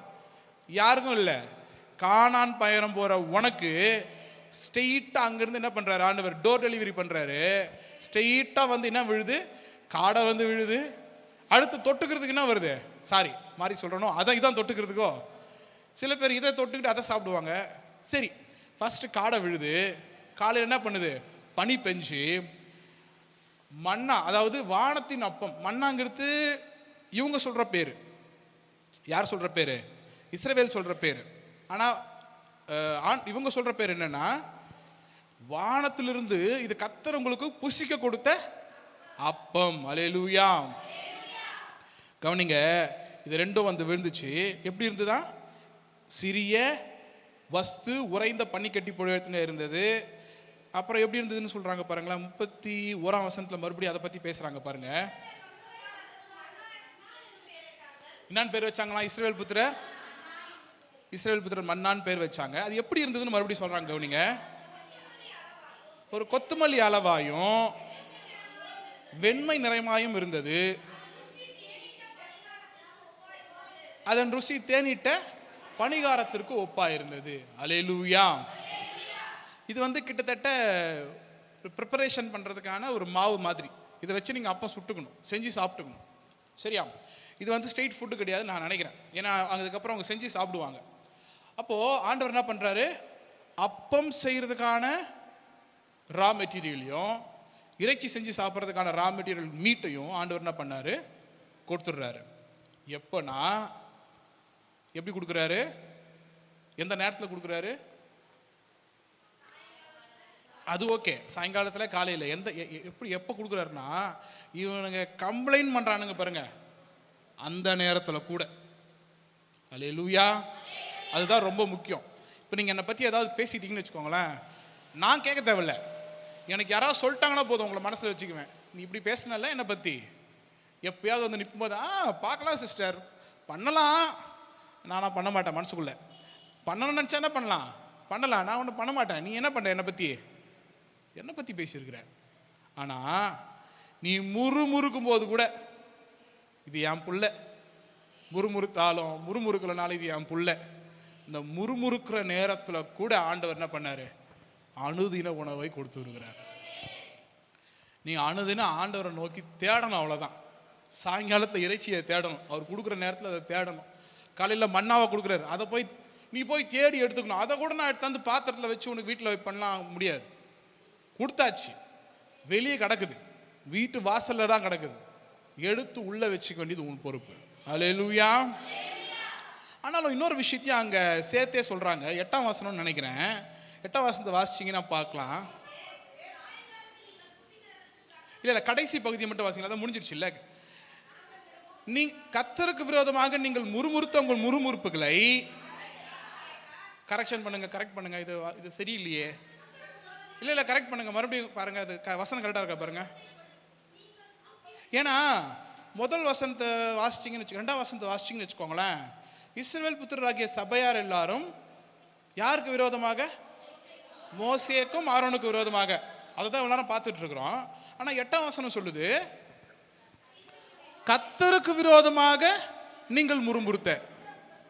ஏங்க நீங்க முறுமுறுத்தது யாரை நோக்கிங்க? ஆரோனையும் மோசையும் நோக்கி. வசனம் என்னன்னு சொல்லுது? அது எப்படி கர்த்தருக்கு விரோதமாக நீங்க முறுமுறுத்தீங்க? நான் திட்டினது ஒரு ஆளை காமிச்சு நான் திட்டுறேன். நம்ம காட்ஸனை காமிச்சு இவனை தான் திட்டுறேன். ஆனால் சொல்லும்போது அவங்க அப்பா சொல்றாரு, நீ என்ன திட்டுன்றாரு. இதுனையா வம்பா போச்சு, நான் காட்ஸனை தானே திட்டினேன். ஏன் காட்ஸனுக்கு அவர் அப்பா இல்லையா? அப்பா தானே. அவங்க அப்பா தானே கேட்பாரா, கேட்க மாட்டாரா? என் பிள்ளை ஏன்டா திட்டுன்னு கேட்க மாட்டார். அப்போ நீ மோசேவையும் ஆரியோனையும் திட்டினா அப்பா கேட்க மாட்டாரா? ஏன்டா உன்னை கூட்டிட்டு வந்த அவனுங்களா? உன்னை கூப்பிட்டு வந்தது யாரு? நான் தானே கூப்பிட்டு வந்தேன். இப்போ நீ அவனுங்களை பற்றி பேசல, என்னை பற்றி தான் பேசுகிற. ஒரு விஷயம் நல்லா கவனிச்சுக்கோங்க, நீங்கள் உங்கள் இல்லாமையை பற்றி பேசுகிறேன்னு நீங்கள் நினைக்கிறீங்க, உங்ககிட்ட இருக்கிற குறைகளை பற்றி பேசுகிறேன்னு நீங்கள் நினைக்கிறீங்க. ஆனால் நீங்கள் குறைகளை பற்றி பேசுகிறீங்கன்னா யாரை குறித்து முறுமுறுக்கிறீங்க? உங்களை அழைத்த ஆண்டவரை குறித்து முறுமுறுக்கிறீங்க. நான் சொன்னது புரிஞ்சுதா? என்கிட்ட குறை, என்னுடைய எம்டினஸை பற்றி நான் பேசுகிறேன்னா என்ன அர்த்தம்? நான் ஆண்டவருக்கு விரோதமாக முறுமுறுக்குன்னு அர்த்தம். என்ன இப்படி சொல்கிறீங்க? கரெக்டு. நல்லா யோசிச்சு பாருங்க. உங்கள் பிள்ளைங்க அவங்களுக்கு இது இல்லை அது இல்லைன்னு சொல்கிறாங்கன்னா அவங்க உங்கள் பேரை சொல்லலை, எங்கள் அம்மா இதை செய்யலை, எங்கள் அப்பா இதை செய்யலைன்னு சொல்லலை. ஆனால் அவங்களுக்கு எனக்கு இது இல்லை, இது கிடைக்கல, நான் சாப்பிடல அப்படி சொல்கிறான்னா என்ன அர்த்தம்? யாரை பற்றி பேசுகிறான் அவன்? உங்கள் பேரை சொல்லலை, உங்களை நேரடியாக என்ன பண்ணல, குறிப்பிடலை. ஆனால் என்ன நடக்குது? அதை செய்ய வேண்டிய ஆள் யாரு? அப்பா அம்மா. அப்போ அவன் சாப்பிடலன்னா நான் எங்கள் அப்பா அம்மாவை பற்றி தான் சொல்கிறேன்னு அர்த்தம். என்னுடைய குறைகளை பற்றி நான் சொல்கிறேன்னா யாரை பற்றி பேசுகிறேன்னு அர்த்தம். அப்போ என்ன பண்ணக்கூடாது? என் இல்லாமையை பற்றி நான் வாயே தரக்கூடாது. நான் என் இல்லாமையை குறித்து நான் சொல்கிறேன் அப்படின்னா என் ஆண்டவரை குறித்து நான் முறுமுறுக்கிறேன் என்று அர்த்தம். இந்த வசனம் உங்களுக்கு தெளிவாக சொல்லுதா? 8ஆம் வசனம், கர்த்தருக்கு விரோதமாக நீங்கள் முறுமுறுத்த உங்கள் முறுமுறுப்புகளை அவர் கேட்டார். நாங்க ஏமாத்துறோம்பா, உங்க முறுமுறுப்புகள் எங்களுக்கு அல்ல. யாருக்கு விரோதமா இருக்குதுங்க? யாருக்கு விரோதமா இருக்குதுங்க? உங்கள் குறைகள். எப்பா எனக்கு இது குறை, அது குறை, இந்த பிரச்சனை, அந்த பிரச்சனை. நீ யாரை குறிச்சு முறுமுறுக்கிற தெரியுமா? ஆண்டவரை குறிச்சு. நீ நினைக்கலாம், நான் ஒரு வார்த்தை கூட ஆண்டவரை பத்தி சொல்லியே, ஆண்டவர் தான் எனக்கு இதை செஞ்சாருன்னு சொல்லலையே. ஏண்டா, நீ உன் அப்பாவுடைய அரவணைப்புல இருக்கிற புள்ள. உனக்கு ஒரு விஷயம் நடக்கலன்னா யார் தான் அது காரணம்? உங்க அப்பா உனக்கு செய்யலன்னு தான் காரணம். நீ நல்ல வஸ்திரம் உடுக்கல, யாரை சொல்லுவாங்க? யாரை திட்டுவாங்க? எப்படி எப்படி எப்படி பெத்து போட்டுக்கிறாங்க, இப்ப எப்படி வளர்த்து வச்சிருக்கிறாங்க. இப்ப கிழிஞ்ச சட்டையோட போனா, ஒரு நல்ல சட்டை வாங்கி கொடுக்க துப்பு இல்லையா அவங்க அப்பனுக்கு? கேட்பாங்களா? கேட்க மாட்டாங்களா? உங்க பேரை சொல்லுவீங்க, அம்மாவா அப்பாவா எல்லாரையும் திட்டுவாங்க. ஒரு குழந்தை நல்லா இல்லைன்னா யாரை பிடிச்சி திட்டுறீங்க நீங்க? அப்போ நீங்கள் குறைகளை சொல்றீங்கன்னா, நீங்கள் யாருக்கு விரோதமாக முறுமுறுக்கிறீங்கன்னா, உங்களை அழைத்த ஆண்டவருக்கு விரோதமாக. அல்லேலூயா. சரி, நம்ம இவ்வளவு நேரமா பார்க்குற விஷயம் என்னது? டெய்லி ஃபுட்டு, அனுதின மன்னா. அனுதினம் தேடி என்ன பண்ணணும்? ஆண்டவர்கிட்ட இருந்து வாங்கி தான் ஆகணும். தான் முதல் பாயிண்ட். என்னது? அனுதின மன்னா. எனக்கு அது அப்படியே மண்டையில் ஏறிடுச்சு. அந்த மெயில் வரும், அனுதின மன்னான். இன்னைக்கு வரைக்கும் அந்த பசுமையாக இருக்குது அந்த நினைவுகள். டெய்லி வரும். டெய்லி ஒரு படிக்க முடியாது, எல்லாம் பெரிய பெரிய மெயிலாக வரும். அது வேற ஒரு வசனத்தை எடுத்து எக்ஸ்பிளனேஷன் போட்டு ஒரு மெயிலில் ஃபுல்லாக வரும். அந்த அனுதின மன்னா போல நீங்கள் அனுதினமும் ஆண்டவர் இடத்துல உட்கார்ந்து அன்றைக்கு என்ன தேவையோ, அது ஆவிக்குரிய காரியங்களாக இருக்கலாம், இல்லை உலக பிரகாரமான காரியங்களாக இருக்கலாம், எதுவானாலும் ஆண்டவர் சமூகத்தில் உட்காந்து சாயங்காலம் இறைச்சிக்கு உட்காருங்க. இறைச்சினா உடனே கறி சாப்பிட்றத பற்றி இல்லை, ஸ்பிரிச்சுவலா ஆண்டவர் சமூகத்தில் உட்காருங்க. ஒருவேளை நான்வெஜ் சாப்பிட்ற மாதிரி சாயங்காலம் ஆண்டவர்கிட்ட, காலையில் வெஜிடேரியன் சாப்பிட்ற மாதிரி காலையில் ஜெபம், ஆண்டவரோடு கூட உருவாடுங்க. ஆண்டவர் உங்களுடைய தேவைகளை எல்லாம் சந்திப்பார். அல்லேலூயா. சரி, நம்ம அடுத்த பாயிண்ட்டுக்குள்ள போயிடலாம். எத்தனையாவது வசனம்? ஓகே, 4ஆம் வசனத்தை மறுபடியும் வாசிக்க போறோம். ஒரு நிமிஷம்.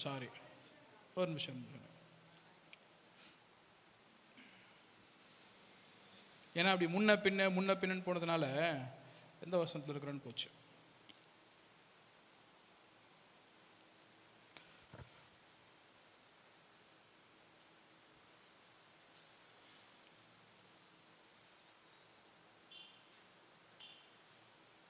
மிஸ் பண்ணிட்டேன்னு நினைக்கிறேன். 16ஆம் வசனத்தை வாசிக்கலாமா?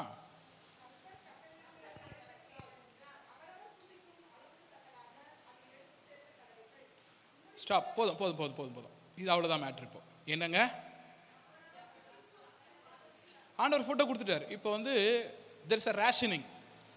ஃபர்ஸ்ட் blessing கொடுக்குறாரு, ஆசீர்வாதத்தை கொடுக்குறாரு. அப்புறம் அதை ரேஷன் பண்ணுறாரு. எப்படி அப்படின்னா, உனக்கு இவ்வளோ அப்படின்னு ரேஷன் பண்ணல. உனக்கு நீ ஒரு 1.5 கிலோ எடுத்துக்கோ, நீ 1.5 கிலோ கறி எடுத்துக்கப்பா, உங்கள் வீட்டில் 6 பேர் இருக்கிறாங்க அப்படி சொல்ல. ஆண்டவர் சொல்கிறாரு, உனக்கு என்ன தேவையோ அதானே, அவரவர் புசிக்கும் அளவுக்கு தக்கதாக அதில் எடுத்து சேர்க்க கடவீர்கள். ஆமேன். என்ன பண்ணணும் இப்போ? இதை சொன்னால் கோச்சிக்குவீங்க. ஆனால் சொல்ல தான் போகிறேன். நீங்கள் கோச்சிப்பீங்களா? நான் பார்க்கவே மாட்டேன். கண்ணை முடின்னு உங்களை பார்க்காதையாவது இப்படி குனிஞ்சுனே சொல்லிட்டு போயிடுவேன். சரி, இப்போ நான் வசனம் தேடுறேன். 16ஆம் வசனம் சொல்லுது, கர்த்தர் கட்டளையிடுகிறது என்னவென்றால், அவரவர் அளவுக்கு தக்கதாக அதில் எடுத்து சேர்க்க கடவீர்கள். உங்களில் உள்ள ஆத்துமாக்களின் இலக்கத்தின்படி அவனவன் தன் கூடாரத்தில் இருக்கிறவர்களுக்காக தலைக்கு 1 ஓமர் எடுத்துக்கொள்ள கிடவன். ஆக்சுவலி இந்த சம்பவம் பார்த்தீங்கன்னா 4ஆம் வசனத்திலே சொல்லிடுறாரு. இவனுங்க என்ன பண்றானுங்க, இஷ்டத்துக்கு சேர்க்குறாங்க. அப்போ ஆண்டவர் என்ன பண்றாரு, ஒரு ஸ்கேலை நியமிக்கிறாரு. நீங்க என்ன பண்ணுங்க, அவனவன் இலக்கத்திற்கு படி ஒரு ஆளுக்கு என்ன பண்ணுங்க, 1 ஓமர் அளவில் நீங்க சேர்த்துக்கோங்க. ஓமர்னா என்னது? இப்போ கடைசி வசனம் வாசிங்க, இந்த அதிகாரத்தோட கடைசி வசனம். அப்படின்னா என்னது? சரி, பைபிளோட கடைசி வசனத்தை வாசி. நீங்க போறீங்க சும்மா. இப்போ எப்பானா என்னன்னு தெரியல, எப்பானா என்னது? சரி, நான் ஒரு கணக்கு போட்டு படிச்சு பார்த்தேன். ஒரு ஏறக்குறைய அது எவ்வளோ வருதுன்னா, நமக்கு என்ன கிலோவில் சொன்னால் புரியுமா? கிலோவில் சொன்னால் புரியுமா? கிலோவில் 1.5 கிலோல இருந்து 2 கிலோ அளவு. ஓமர்னா என்னது? அப்ராக்சிமேட் தான், எக்ஸாக்டாக சொல்ல முடியாது. ஏன்னா அந்த காலத்தில் இப்போ இருக்கிற மெஷர்ஸ்லாம் கிடையாது. ஸோ அப்ராக்சிமேட்டாக சொல்லணும்னா ஒரு 1.5 கிலோ அளவில் இருந்து 2 கிலோ அளவு மட்டும். அப்போது என்ன பண்ண சொல்லியிருக்கிறாங்க? ஒரு ஓமர் அளவு எடுத்த சொல்லியிருக்கிறாங்க. 17ஆம் வசனத்தை வாசிச்சிங்கன்னா, இஸ்ரவேல் புத்திரர், நல்லா கவனிக்கணும் வசனத்தை. எனக்கு எப்பவுமே வசனத்தை எப்படி பண்ணணும்? வார்த்தையின்படி பார்க்கணும். எப்படியே செஞ்சு, சொன்னபடியே செய்து. இப்போ தானே சொன்னேன், வசனம் சொன்ன மாதிரியே செய்யணும். நீங்க என்ன சொன்னீங்க இப்பதான்?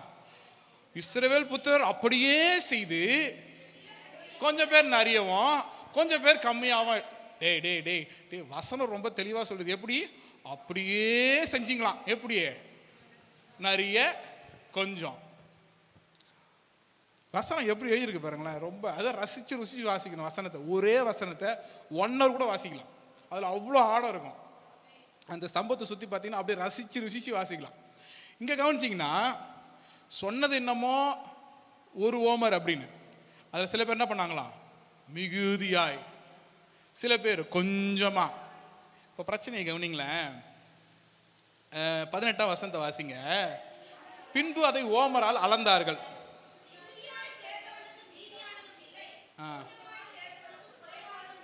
என்னங்க நீ ஓடி ஓடி உழைச்சாலும் ஓட்டுறது தான் ஒட்டுன்னு வாங்க, தெரியுமா? அது மாதிரி தான் இவர் என்ன பண்ணாராம்? ஓமரில் அளக்கிறதுக்கு அன்னக்குடி தூக்கின்னு போனாராம். ஓமர் என்னமோ இந்த சைஸ் தான், இந்த சைஸ். இவர் என்ன பண்ணாரு? அன்னக்குடி தூக்கின்னு போய் ஃபுல்லாக எடுத்துன்னு வந்தார். ஒரு ஓமருங்க இது. என்ன எத்தனை ஓமர்? ஒரு ஓமர் தான். நான் போய் அளந்து பார்த்துருவேன். எத்தனை வந்தார்? ஆமாம், நீ ஒரு ஓவர் தான் சொன்ன. எத்தனை வந்து என்ன பண்ணார்? அன்னக்கூட்டில் இருக்கிறத மொத்தம் ஓமரில் கொட்டுறாரு. ஒரு ஓமர் தான் இருக்குது. உன் வார்த்தையின்படியே ஆக கடவுதுன்னு ஆண்டவர் ஆசீர்வதிச்சார். அல்லேலூயா. நீ மிகுதியாய் சேர்த்தாலும் சரி, நீ கொஞ்சமாய் சேர்த்தாலும் சரி, உனக்கு என்னமோ அதுதான். அல்லேலூயா. உனக்கு அதுக்கு மிஞ்சி ஒன்றும் கிடைக்க போறது இல்லை. நான் நிறைய சேர்த்து வீட்டுக்கு எடுத்து வந்தேன். நீ அளந்து பாருப்பா, நீ அளந்து பாரு.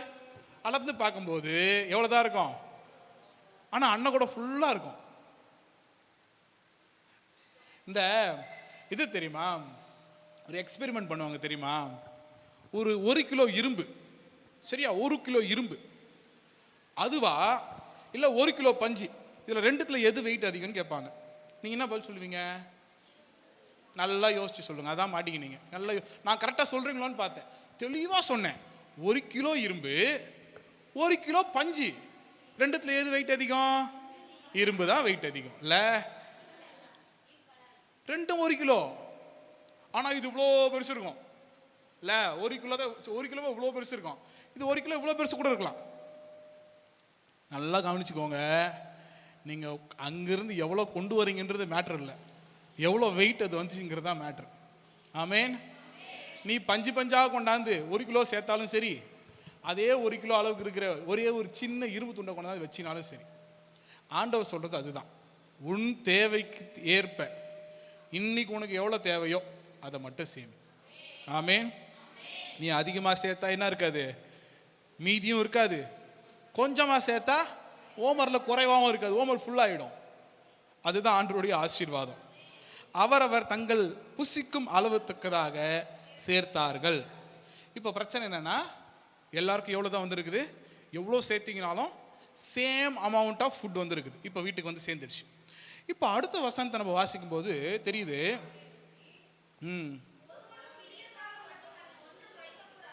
That's the condition.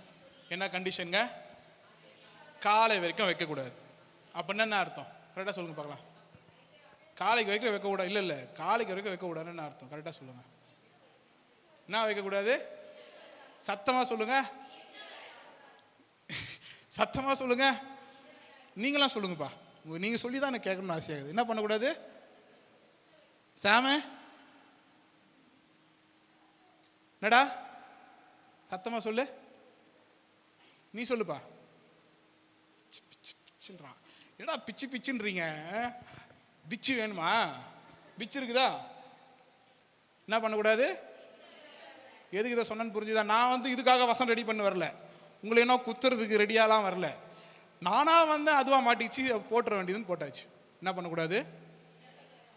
தேவையான அளவு தான் எடுக்கணும். என்ன பண்ணக்கூடாது? யார் சொன்னது இத? ஆண்டவர் மோசே மூலமா சொல்றாரு. என்னன்னு? நீ எடுத்தத ஒருவனும் விடியற காலம் மட்டும் அதில் ஒன்றும் வைக்க கூடாது. என்ன பண்ணக்கூடாதுங்க? உங்களுக்கு கொடுத்த எதையும், முக்கியமா சாப்பாட்டு ஆரம்பிக்கிறேன், சாப்பாடு என்ன பண்ணக்கூடாது? மிச்சம் வைக்கவே கூடாது. தட்டில் எவ்வளவுதான் வைக்கணும்? சாப்பிட்ற அளவு மட்டும்தான் வைக்கணும். சாப்பிட்டு தான் எந்திரிக்கணும். அப்படி நீ மிச்சம் வச்சிட்டீங்கன்னா உங்க வீட்டில் யாரையாவது கெஞ்சி கூத்தாடி என்ன பண்ணணும்? அதை சாப்பிட வச்சிடணும். சரியா? இல்ல ஃப்ரிட்ஜில் வச்சு 10 நாள் கூட சாப்பிடு. ஆனா ஆண்டவர் கொடுத்த ஒரு ஆசீர்வாதம், அது என்ன பண்ணக்கூடாது? குப்பைக்கு போகக்கூடாது. அல்லேலூயா. நீங்க நம்ப மாட்டீங்க, ஆண்டவர் கொடுத்துருக்கிற ஆசீர்வாதத்துக்கு எப்படி ஒன்று ஆடலாம். ஆனா நான் எங்க வீட்டில் இருக்க பேஸ்ட், என் பாத்ரூம்ல இருக்க பேஸ்ட் தூக்கி வெளியே போடக்கூடாது. என் ஒய்ஃப் போடக்கூடாது. ஏன்னா அதுல கொஞ்சம் கொஞ்சம் இருக்கும். நான் என்ன பண்ணுவேன்னா, அதை நொமுக்கி என் பவருக்கு உள்ள குத்தி அதில் இருக்க கொஞ்சம் நெஞ்சம் பேஸ்ட்டை ப்ரஷ்ஷை உள்ள சொருகி எடுத்து அதை காலி பண்ணிட்டு தான் போடுவேன். ஏன் தெரியுமா? இது ஆண்டவர் கொடுக்குற பணம். அல்லேலூயா. ஆண்டவரும் உழைப்பை நம்பி நிறைய நேரங்களை பார்ப்பேன், ஒரு 2-3 இருக்கும் அதே மாதிரி ஷேப்ல. இவன் எடுத்து போட்டிருக்க மாட்டான், அப்படியே இருக்கும். ஏன்னா நான் எடுத்து போட்டால் திட்டுவேன். அது எடுத்து போகிற வரைக்கும் அப்படியே இருக்கும். அப்போ என்னைக்காவது ஒரு நாள் போயிருக்கும், இல்லை நானாக எடுத்து போடுவேன். ஏன் அப்படின்னா ஆண்டவர் கொடுக்குற பணத்திற்கு மதிப்பு இருக்குது. சரி, உங்களுக்கு நீங்கள் ஆண்டவரை மதிக்கணும் கூட வச்சுக்கோங்களேன், உங்களையாவது நீங்கள் மதிக்கணும். அந்த ஒரு பணத்துக்காக நீங்கள் எவ்வளோ நேரம் வேலை செய்கிறீங்க, எவங்கிட்டலாம் பேச்சு வாங்குறீங்க. யோசிச்சு பாருங்க. சில நேரங்களில் நம்ம வேலை செய்கிறத தாண்டி அந்த பேச்சு வாங்குறது ரொம்ப எரிச்சலாக இருக்கும். இதெல்லாம் நம்ம பேச்சு வாங்கணுமா? அந்த பேச்சு வாங்கி கஷ்டப்பட்டு சம்பாதிச்ச பணத்தை என்ன பண்ணக்கூடாது? எந்த வகையிலையும், உணவுன்னு இல்லை, எந்த வகையிலும் என்ன பண்ணக்கூடாது? வீணாக்க கூடாது, வசனத்தின்படி. அப்புறம் என்கிட்ட வராதிங்க. 20 வசனம்.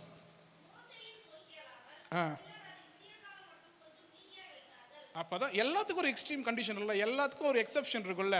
நீ சொன்னா செஞ்சு பார்ப்பேன் அப்படின்னு ஒருத்தர் செஞ்சு பார்க்கறான். என்னவா? மோசேயின் சொல் கேளாமல் விடியற் காலம் மட்டும் கொஞ்சம் மீதியா வைத்தார்கள். அதான் நடக்கும். என்ன நடக்கும்? என்ன நடக்கும்? உங்க ஆசீர்வாதம் ஆண்டவர் கொடுத்த மண்ணால என்ன நடக்கும்? மண்ணாதான், வானத்திலிருந்து வந்த மண்ணாதான். ஆனா என்ன நடக்கும்? பூச்சி பிடிக்கும், நாற்றம் எடுக்கும். அதுதான் நடக்கும். நல்லா கவனிச்சுக்கோங்க, நல்லா யோசிச்சுக்கோங்க. என் வாழ்க்கை நாற்றம் எடுக்கக்கூடாது, என்னுடைய ஆசீர்வாதங்கள் நாற்றம் எடுக்கக்கூடாது, என்னுடைய ஆசீர்வாதங்களில் பூச்சி உட்காரக்கூடாதுன்னா என்ன பண்ணக்கூடாது? ஆண்டவர் கொடுத்ததை மிச்சம் வைக்கக்கூடாது. அவர் அன்னைக்கு கொடுத்தாரா அன்னைக்கு அதை கன்சியூம் பண்ணியே ஆகணும். ஆண்டவர் கொடுக்குற ஒரு ஆசீர்வாதத்தை கூட நீங்க வீண் பண்ணவே கூடாது. வீண் பண்றீங்கன்னா நீங்க ஆண்டவருக்கு விரோதமா, இப்ப சொன்ன மாதிரி மோசேயின் சொல் கேளாமல் சிலர் அதை விடியற் காலம் மட்டும் கொஞ்சம் தான் வச்சாங்க, ரொம்ப வைக்கல, கொஞ்சோண்டு நல்லா சாப்பிட்டாங்க. ஒரே ஒரு வாய் மட்டும் என்னமோ தோணுச்சு அவங்களுக்கு, வச்சாங்க. என்னாச்சு? பூச்சி பிடித்து நாற்றம் எடுத்தது, அவர்கள் மேல் மோசே கோபம் கொண்டான். அல்லேலூயா. என்ன பண்ணலாம்? ஆண்டவர் கொடுக்குற ஆசீர்வாதங்களை குறித்து, ஆண்டவர் கொடுக்குற உணவை குறித்து, ஆண்டவர் கொடுக்குற சம்பளத்தை குறித்து நீங்க கவனம் உள்ளவர்களா இருக்கணும். ஒரு ரூபாய் அனாவசியமா அவசியம் இல்லாத செலவு ஆகக்கூடாது. அது ஆண்டவர் உங்களுக்கு கொடுக்குற பணம், அதை சரியா செலவு பண்ணுங்க. சில நேரத்தில் வேண்டாத செலவெல்லாம் பண்ணிட்டு இருப்பீங்க, அதெல்லாம் ஸ்டாப் பண்ணுங்க. தேவையில்லாத எதையும் என்ன பண்ணாதீங்க. உங்களுடைய உணவுகளை வேஸ்ட் பண்ணாதீங்க, உங்கள் வீட்டில் இருக்கிற பொருட்களை வேஸ்ட் பண்ணாதீங்க. ஆண்டவர் உங்களுக்கு கொடுக்குற ஆசீர்வாதம் அது. ஆமென். அடுத்து இன்னொன்று நடக்கும். இன்னொன்று சொல்லுங்க பார்க்கலாம். இவன் தட்டில் இருக்கிறத பார்க்க மாட்டான். நானும் அதான் எடுத்தேன். அந்த சிக்கன் நல்லா ரோஸ்டா இருக்குது, சிவப்பு கலர்ல. உனக்கு அதானே கொடுத்தாரு ஆண்டவர். நிறைய தான் எடுத்துன்னு வந்த, ஆனால் அளந்து பார்க்கும்போது ஒரே அவன் நிறைய தான் எடுத்துன்னு வந்தான், ஆனால் அளந்து பார்க்கும்போது ஒரு ஓமர் தான் இருந்தது. அப்புறம் அவன் தட்டையும் பார்க்குற எல்லாருக்கும் ஒன்று தான் கொடுக்குறாரு. அவன் தேவைக்கேற்பன்னு வசனம் சொல்லுது. அவன் தேவைக்கேற்ப. இப்போ நான் நல்லா சாப்பிட்றேன். சில பேர் பார்த்தீங்கன்னா ஒல்லியாக இருப்பாங்க, ஆனால் அவன் சாப்பிட்ற சாப்பாடு பார்த்தீங்கன்னா என்னோட ஒரு பெரிய ஆளோட பெருசாக செஞ்சு வச்சா கூட அது ஃபுல்லாக போய் நிரம்பாது அந்த சாப்பாடு. அவ்வளோ சாப்பாடு சாப்பிடுவாங்க, ஆனால் ஒல்லியாக இருப்பாங்க, குண்டாக இருப்பாங்க, இவ்வளோதான் சாப்பிடுவாங்க. அவன் அளவுக்கு ஏற்ப இல்லை, அவன் அளவுக்கு ஏற்ப என்னமோ அவங்க செய்கிறாங்க, சாப்பிட்றாங்க. உட்காந்து என்ன பண்ணுறது, ஓரக்கண்ணில் பார்க்க வேண்டியது. ரெஸ்டாரண்ட்லாம் போனால் இதான் வேலையே. நீ எதுனா வேணும்னா ஆர்டர் பண்ணி சாப்பிடு. அவர் ஆர்டர் பண்ணியிருக்காருல, அது ஒன்று கொடுக்குது. சில பேர் தெரியாது, அப்படி கேட்போன்னு வச்சுக்கோங்க. நான் சொல்ல வர விஷயம் என்னன்னா, மற்றவங்களோட நம்மளை கம்பேர் பண்ணவே கூடாது. உங்களுக்கும் ஆண்டவருக்குமான டீலிங் வேற, உங்களுக்குள்ள அண்டர்ஸ்டாண்டிங் கான்ட்ராக்ட் வேற, அவங்களுக்குள்ள கான்ட்ராக்ட் வேற. இந்த வேதாகமத்தை வாசிக்கும் போது ஆண்டவர் நிறைய பேர் ஒரு ஊமையை சொல்றாரு. நிறைய பேரை வேலைக்கு அமர்த்துறாங்க இல்லை, வேற வேற நேரங்களில். ஒருத்தரை காலையில் வேலைக்கு கூப்பிடுறாங்க, அதிகாலையிலே கூப்பிட்டு வந்துடுறாங்க. ஒருத்தனை விடிஞ்ச பிறகு 6 மணி போல், 9 மணி, 12 மணின்னு சொல்லிட்டு வித்தியாசமான டைமில் கொண்டு வர்றாரு வேலைக்கு. கொண்டு வந்துட்டு அவங்களுக்கு சம்பளத்தை கொடுக்கும்போது எல்லாருக்கும் ஒரே சம்பளத்தை அவங்க கொடுக்குறாரு. ஒரு காசை கொடுக்குறாரு எல்லாருக்கும் எடுத்து, ஒரு வெள்ளி காசா, ஒரு வெள்ளி காசை எல்லாரும் கொடுக்குறாரு. அப்போது இந்த 3 மணிக்கு வந்தவனுக்கு கோவம் வந்துடுச்சு. நீ 12 மணிக்கு வெயிலுக்கு இப்போ தான் வந்தான், இல்லை சாயங்காலம் 3 மணிக்கு தான் வந்தான், அப்படியே வந்தார், அப்படியே நிழல்லையே இருந்தார், அப்படியே போகிறாரு. நீங்கள் என்ன பண்ணுறீங்க, அவருக்கும் ஒரு வெள்ளி காசை தரீங்க. நான் காலையில் 3 மணிலேருந்து சாயங்காலம் 6 மணி வரைக்கும் உட்காந்துக்கிட்டு இருக்கிறேன் எனக்கும். ஆனால் கான்ட்ராக்ட் என்னன்னா, உன்னை வேலைக்கு கூப்பிடும்போது நான் எவ்வளோ தரேன்னு சொன்னேன், ஒரு வெள்ளி காசு தரேன்னு சொன்னேன். உனக்கு பார்க்கறதுக்கு நியாயம் இல்லாத மாதிரி இருக்கும், ஆனால் யோசிச்சு பார்த்தீங்கன்னா உன் கான்ட்ராக்ட் ஒரு வெள்ளி காசு தான். ஆமேன். உன் கான்ட்ராக்ட்ல என்ன போட்டிருக்குதோ அது நீ வரலன்னா என்ன பண்ணலாம், ஆண்டவர்கிட்ட, ஆண்டவரே நீங்கள் எனக்கு இதை சொன்னீங்கல்ல, எனக்கு இதை ப்ராமிஸ் பண்ணீங்கல்ல, எனக்கு ஏன் இதை செய்யலை. ஆனால் அவனுக்கு ஏன் செஞ்சீங்கன்னு என்ன பண்ண முடியாது, என்னால் ரைட்ஸ் இருக்குதா எனக்கு? ஏன்னா அவனுக்கும் ஆண்டவருக்குமான கான்ட்ராக்ட் என்னன்னு உங்களுக்கு தெரியாது இல்லை.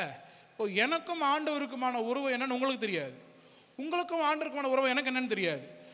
அவங்கவுங்க உறவுக்கு ஏற்றபடி அதனால அதிகமாக ஆசீர்வாதமாக இருக்கிறவங்க, உலக பிரகாரமாக ஆசீர்வாதமாக இருக்கிறவங்க வந்து அதிக உறவு, நல்ல பெரிய கான்ட்ராக்ட்ல. அப்படி கிடையாது, ஆண்டவர் அப்படி ஆசீர்வதிக்கிறவர் அல்ல.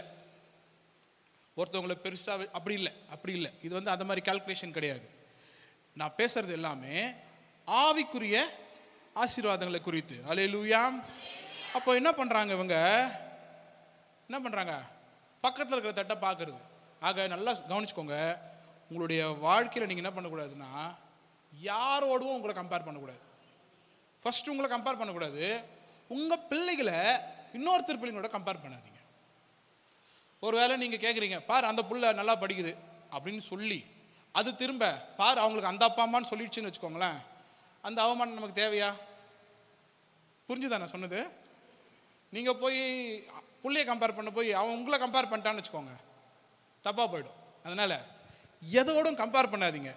ஆண்டவர் உங்களுக்கு கொடுத்துருக்கிற அந்த வாழ்க்கையில் சந்தோஷமாக இருங்க. ஆமென். அல்லேலூயா. 4ஆம் வசனத்தோட அடுத்த பகுதியில் கவனிச்சிங்கன்னா, அதனால் அவர்கள் என் நியாயப்பிரமாணத்தின்படி நடப்பார்களோ நடக்க மாட்டார்களோ என்று அவர்களை சோதிப்பேன். அல்லேலூயா. ஏங்க ஆண்டவர் சோதிக்கிறாரு? இப்போதான் கொஞ்ச நேரத்துக்கு முன்னாடி 15ஆம் அதிகாரம் கடைசி வசனத்துக்கு முந்தின வசனம் என்னது, 27 15 26ஆம் வசனத்தை கவனிங்களேன். மறுபடியும் அங்கேயும் பாருங்க, சாரி 25ஆம் வசனத்தை கடைசி பகுதி மட்டும் பாருங்க. அங்கே அவர்களை சோதித்து,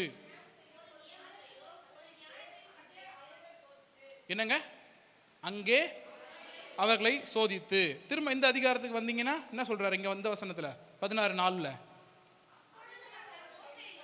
கடைசி பகுதி மட்டும் வாசிங்க.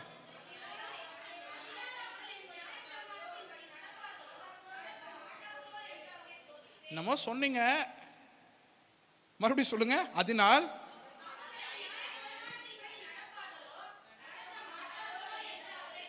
என்ன பண்ணுவேன்? சும்மா சோதிப்பேன் சோதிப்பேன் சோதிப்பேன்னா ஏன் சோதிக்கணும் ஆண்டவர் உங்களை?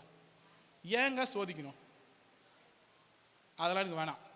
நியாயப்பிரமாணம்லாம் எனக்கு வேணாம். ஏன் என்ன சோதிக்கிறீங்க? கேள்வியே இப்போ தான். ஏன் உங்களை சோதிக்கிறார் ஆண்டவர்? அதுவும் நியாயப்பிரமாணத்தை. அவர் நியாயப்பிரமாணம்னா ஒன்றும் இல்லை, லா, ஆண்டருடைய சட்டங்கள். நியாயப்பிரமாணம் வேற ஒன்றும் யோசிக்காதீங்க. ஆண்டவர் நமக்கு கொடுத்துருக்க சட்டங்கள். நியாயப்பிரமாணம்னா சட்டங்கள், லா. ஓகேவா? ஆண்டருடைய சட்டங்களை நம்ம ஒபே பண்றோமா? ஒபே, அந்த வார்த்தை சரியான வார்த்தை. கீழ்ப்படுகிறோமா இல்லையானே ஆண்டவர் செக் பண்றாரு. ஏங்க செக் பண்ணணும்? ஏங்க செக் பண்ணணும்? இப்போ நான் இன்னொரு கூட கேட்குறேன். செக் பண்ணுறதுக்கு முன்னாடி இப்போ நம்ம அடிக்கடி கேட்பாங்க, நம்ம உலக பிரகாரமாக சொல்லுவாங்க, ஏங்க கடவுள் ஒன்று இருக்கிறது உண்மையாக இருந்தால் ஏங்க இவனுக்கு இப்படி நடக்கணும், அவனுங்க அப்படி நடக்கணும், ஏன் எல்லாருக்கும் ஒரே மாதிரி எல்லாத்தையும் ஆண்டு கொடுத்துட்டு போயிடலாம்ல கடவுள்? அப்படி கொடுத்துட்டு போனா உன்னை உலகத்துக்கு காமிச்ச பர்பஸ் தெரியாமல் போயிடும். எல்லாருக்கும் இந்த உலகத்தை ஆண்டவர் கொடுத்துருக்கிறார். நீ இந்த உலகத்தில் என்ன பண்ணுற? நீ போய் என்னத்தை உருவாக்குற? நீ என்ன பண்ணுறன்னு ஆண்டவர் பார்க்கணும். அதை விட்டுட்டு நீ வீட்லேயே உட்கார், வாயை தர, சாப்பாடு முடிஞ்சிச்சு, போ பாத்ரூம் போயிட்டு வா, போ, மதியம் சாப்பிடு, வாயை தர. இது இல்லை, ரோபோட் வாழ்க்கை கிடையாது. எல்லாருக்கும் ஆண்டவர் ஃப்ரீடம் கொடுத்துருக்கிறாரு. நீங்கள் யார் என்ன வேணால் பண்ணலாம். நீங்கள் பாவம் பண்ணலாமா? பாவம் பண்ணக்கூடாதா? பண்ணலாமா பண்ணக்கூடாதா? பண்ண முடியுமா? பண்ணலாமான்னு கேட்டால் பண்ண மாட்டேன்னு சொல்லுவீங்க. பண்ண முடியுமா முடியாதா? பண்ண முடியும்ல. சர்ச்சுக்குள்ள வச்சு பாவம் பண்ண முடியுமா? முடியும். ஏன் பண்ண மாட்டீங்க? நீ என்ன செய்யறன்னு ஆண்டவர் பார்க்கிறார். அப்போ அந்த டெஸ்ட்டுக்கு யூ ஆர் ப்ரிப்பேரிங். ஆண்டவர் என்ன பார்க்குறாரு, அவர் என்ன வேலிடேட் பண்ணிகிட்டே இருக்கிறாரு. அந்த டெஸ்ட் நான் என்ன பண்ணணும்? பாஸ் பண்ணிக்கிட்டே இருக்கணும். உனக்கு எதிராக ஒரு சோதனை வருது, ஒரு ஒரு ஒரு என்ன சொல்கிறது, அது என்ன ஆசையாக மயக்கி அப்படி தள்ளிட்டு போகிற மாதிரி ஒரு சோதனை வருது. பணத்தை காமிச்சு ஆண்டு விட்டு திரும்ப பார்க்குறாங்க. ஆனால் நான் ஆண்டு விட்டு திரும்பினா இல்லையா? சோதனை. நீ என்ன பண்ணுறன்னு ஆண்டவர் பார்ப்பார். அல்லேலூயா. அது ரொம்ப முக்கியம். அதனால தான் ஆண்டவர் சோதிக்கிறார். அல்லேலூயா. சரி, எனக்கு ரொம்ப நேரம் கம்மியாக இருக்குது. நான் இன்னும் 2 பாயிண்ட்டை சொல்லணும். இல்லை, ஒரு பாயிண்ட்டை சொல்லி முடிச்சிடலாமா? ஆமாம், முடிச்சிடலாம். சரி, முதல்ல என்ன சொன்னேன்? அனுதினம் அண்ணான்னு சொன்னேன். 2வது திருப்தி அடையிறது. உங்களுக்கு கொடுத்ததில் நீங்கள் திருப்தி அடைங்க. உங்களுக்கு கொடுத்ததில் திருப்தி அடைங்க. கண்டென்ட்மெண்ட் சொல்லுவாங்க ஆங்கிலத்தில். கண்டென்ட்மெண்ட். முதல் இங்கிலீஷில் எழுதணும்னா டெய்லி டிபெண்டன்ஸ்னு எழுதிக்கோங்க. அனுதினமும் அவரை சார்ந்திருப்பது. அடுத்து ஆண்டவருடைய கட்டளைகளுக்கு, 3வது ஆண்டவருடைய கட்டளைகளுக்கு கீழ்ப்படியணும். 4வது கடைசி ஓய்வு நாளை பரிசுத்தமாய் ஆசரிக்கணும். அல்லேலூயா. எங்கெங்க சொல்லிக்குது ஓய்வு நாளை பரிசுத்தம் ஆசரிங்கன்னு இந்த அதிகாரத்தில்? யாராவது சொல்லுங்க பார்க்கலாம். டக்கு டக்குன்னு வாசிக்கலாமா? வசனங்களை மட்டும் வாசிக்கலாமா? 5ஆம் வசனத்தை வாசிங்க.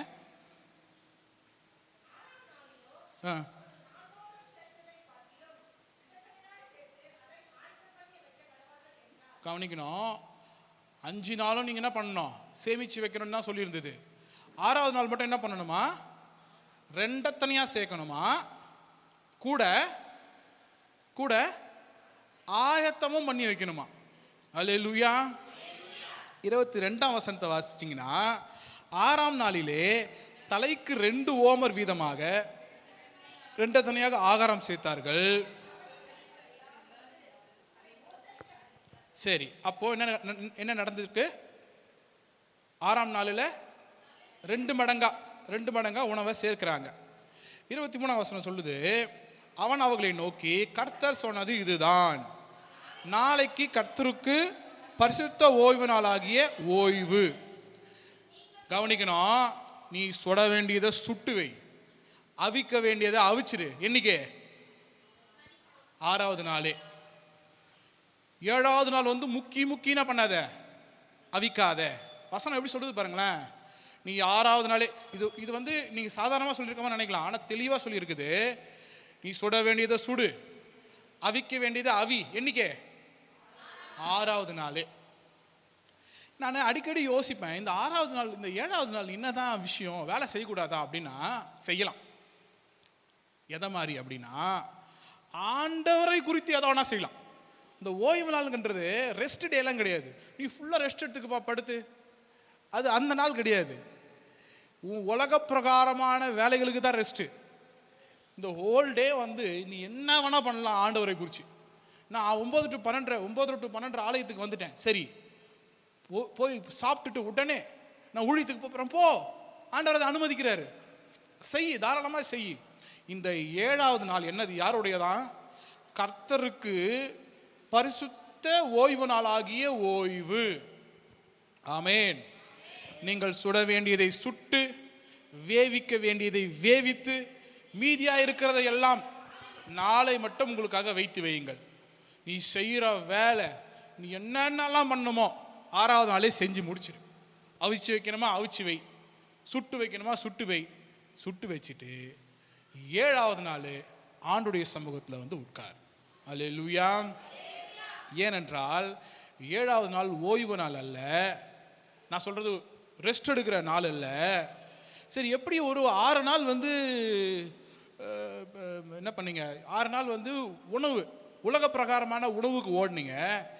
7வது நாள் ஆவிக்குரிய உணவுக்காக நீங்க ஓடணும். அல்லேலூயா. சரியா சொல்லணும்னா அதுதான், ஆவிக்குரிய உணவுக்காக நீங்க ஓடணும். 29ஆம் வசனம் சொல்லுது பாருங்கள், கர்த்தர் உங்களுக்கு ஓய்வு நாளை அருளினபடியால்.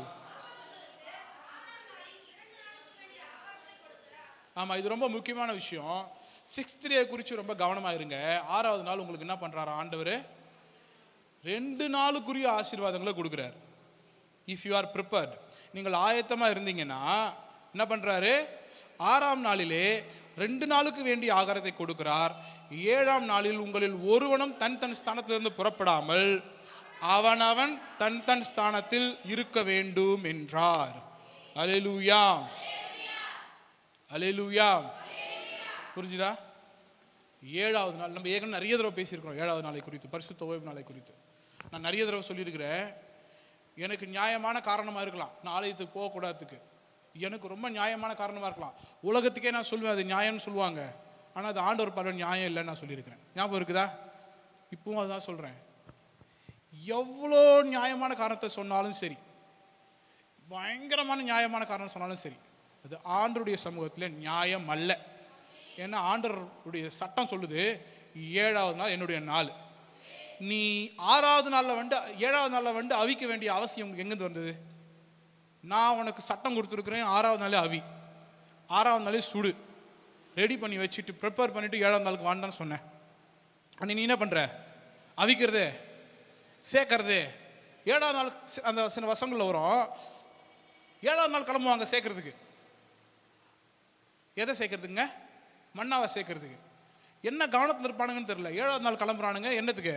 மண்ணாவை சேர்க்கறதுக்கு. 2 நாளுக்கு தேவையானதை சேர்த்து 2 நாளுக்கு வச்சு வைன்னு சொல்லுது.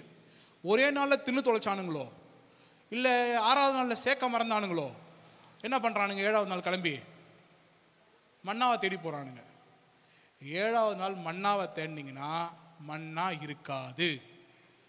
7வது நாள் தேட வேண்டியது ஆண்டவரை மட்டுமே. அல்லேலூயா. ஜெபிக்கலாமா?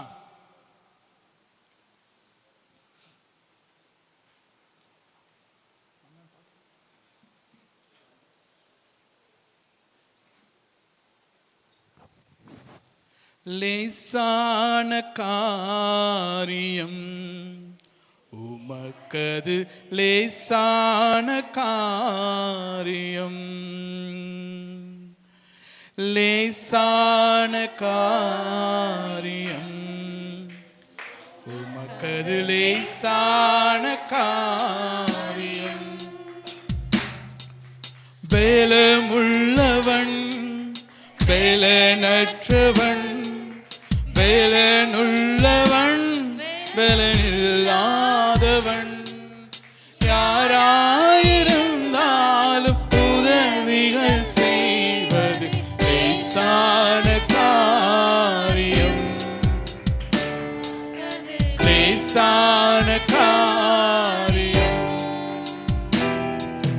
லேசான காரியம் உமக்கது, லேசான காரியம். பலமுள்ளவன் பலன பலனற்றவன் பலமுள்ளவன் பலன் இல்லாதவன் யாராயிருந்தாலும் உதவிகள் செய்வது லேசான காரியம். லேசான காரியம். மண்ணை பிசைந்து மனிதனை படைப்பது லேசான காரியம். மண்ணை பிசைந்து மனிதனை படைப்பது லேசான காரியம். மண்ணான மனுவுக்கு மண்ணாவை அளிப்பது லேசான காரியம். உமக்கது லேசான காரியம். பலனுள்ளவன் பலனற்றவன் பலனில்லாதவன் யாராயிருந்தாலும் உதவிகள் செய்வது லேசான காரியம். உமக்கது லேசான காரியம். ஆமா ஆண்டவரே, பலனுள்ளவன் அல்ல, பலனற்றவன் அல்ல, எங்களால் எந்த அளவு சேமிக்க முடியும்னு இல்லை. நாங்கள் சேமிச்சதை வைத்து எங்களை நீர் ஆசீர்வதிக்க கூடும் அப்பா. நீர் எங்களை போஷிக்க கூடும் ஆண்டவரே. நீர் எங்களை வழிநடத்த கூடும் ஆண்டவரே. எங்க கையில் இருக்கிறத வைத்தே, எங்க கையில் இருக்கிற தகுதியை வைத்தே, நாங்கள் சேர்க்க தகுந்த அந்த சேர்க்கையை வைத்தே நீர் ஆசீர்வதிக்கிற தெய்வமா இருக்கிறீங்களே அப்பா. நீங்க ஆசீர்வதிக்கிற தெய்வங்களா இருக்கிறீங்க அப்பா. எங்களுக்கு அனுதின மன்னாவை நீர் எங்களுக்கு கொடுமை ஆண்டவரே. எங்கள் அனுதின மன்னாவை எங்களுக்கு கொடுமை ஆண்டவரே. நீர் கொடுக்கிற மன்னாவில் நாங்கள் திருப்தி அடையட்டும் அப்பா. நாங்கள் திருப்தி அடைந்தவர்களாய் மாறட்டும் ஆண்டவரே. எங்களுக்கு கொடுத்த அளவை நாங்கள் சேர்த்து கொள்ளட்டும் அப்பா. எங்களுக்கு கொடுத்ததை நாங்கள் வீணாக்க கூடாது அப்பா. ஆண்டவரே, நாங்கள் யாரோடும் எங்களை கம்பேர் பண்ணி பார்க்க கூடாது ஆண்டவரே. நீர் எங்களுக்கு கொடுத்ததை நாங்கள் திருப்தி அடையக்கூடியதாக நீர் மாற்றும் ஆண்டவரே. உடைய சட்ட திட்டங்களுக்கு கீழ்ப்படுகிற பிள்ளைகளாய் நீர் எங்களை மாற்றும் ஆண்டவரே. நீர் சொல்லுகிற வார்த்தைகளை அப்படியே கேட்டு வழிநடக்கிற பிள்ளைகளா நீர் எங்களை மாற்றும் ஆண்டவரே. நீர் அப்படியே எங்களை வழிநடத்தும் ஆண்டவரே. உடைய பரிசுத்த ஓய்வு நாளை நாங்கள் பரிசுத்தமாய் ஆசரிக்க, பரிசுத்தமாய் அதில் இருக்க தேவன் எங்கள் கிருபை பாராட்டும் ஆண்டவரே. இந்த 6 நாள் எங்களுக்கு நீர் ஆண்டவரே உலக பிரகாரமான இந்த உடலுக்குரிய ஆகாரத்தை நீர் கொடுக்கிறீர் ஆண்டவரே. இந்த 7வது நாள்ல நீர் ஆண்டவரே எங்களுடைய ஆவிக்குரிய உணவை நீங்க கொடுக்குறீங்க அப்பா.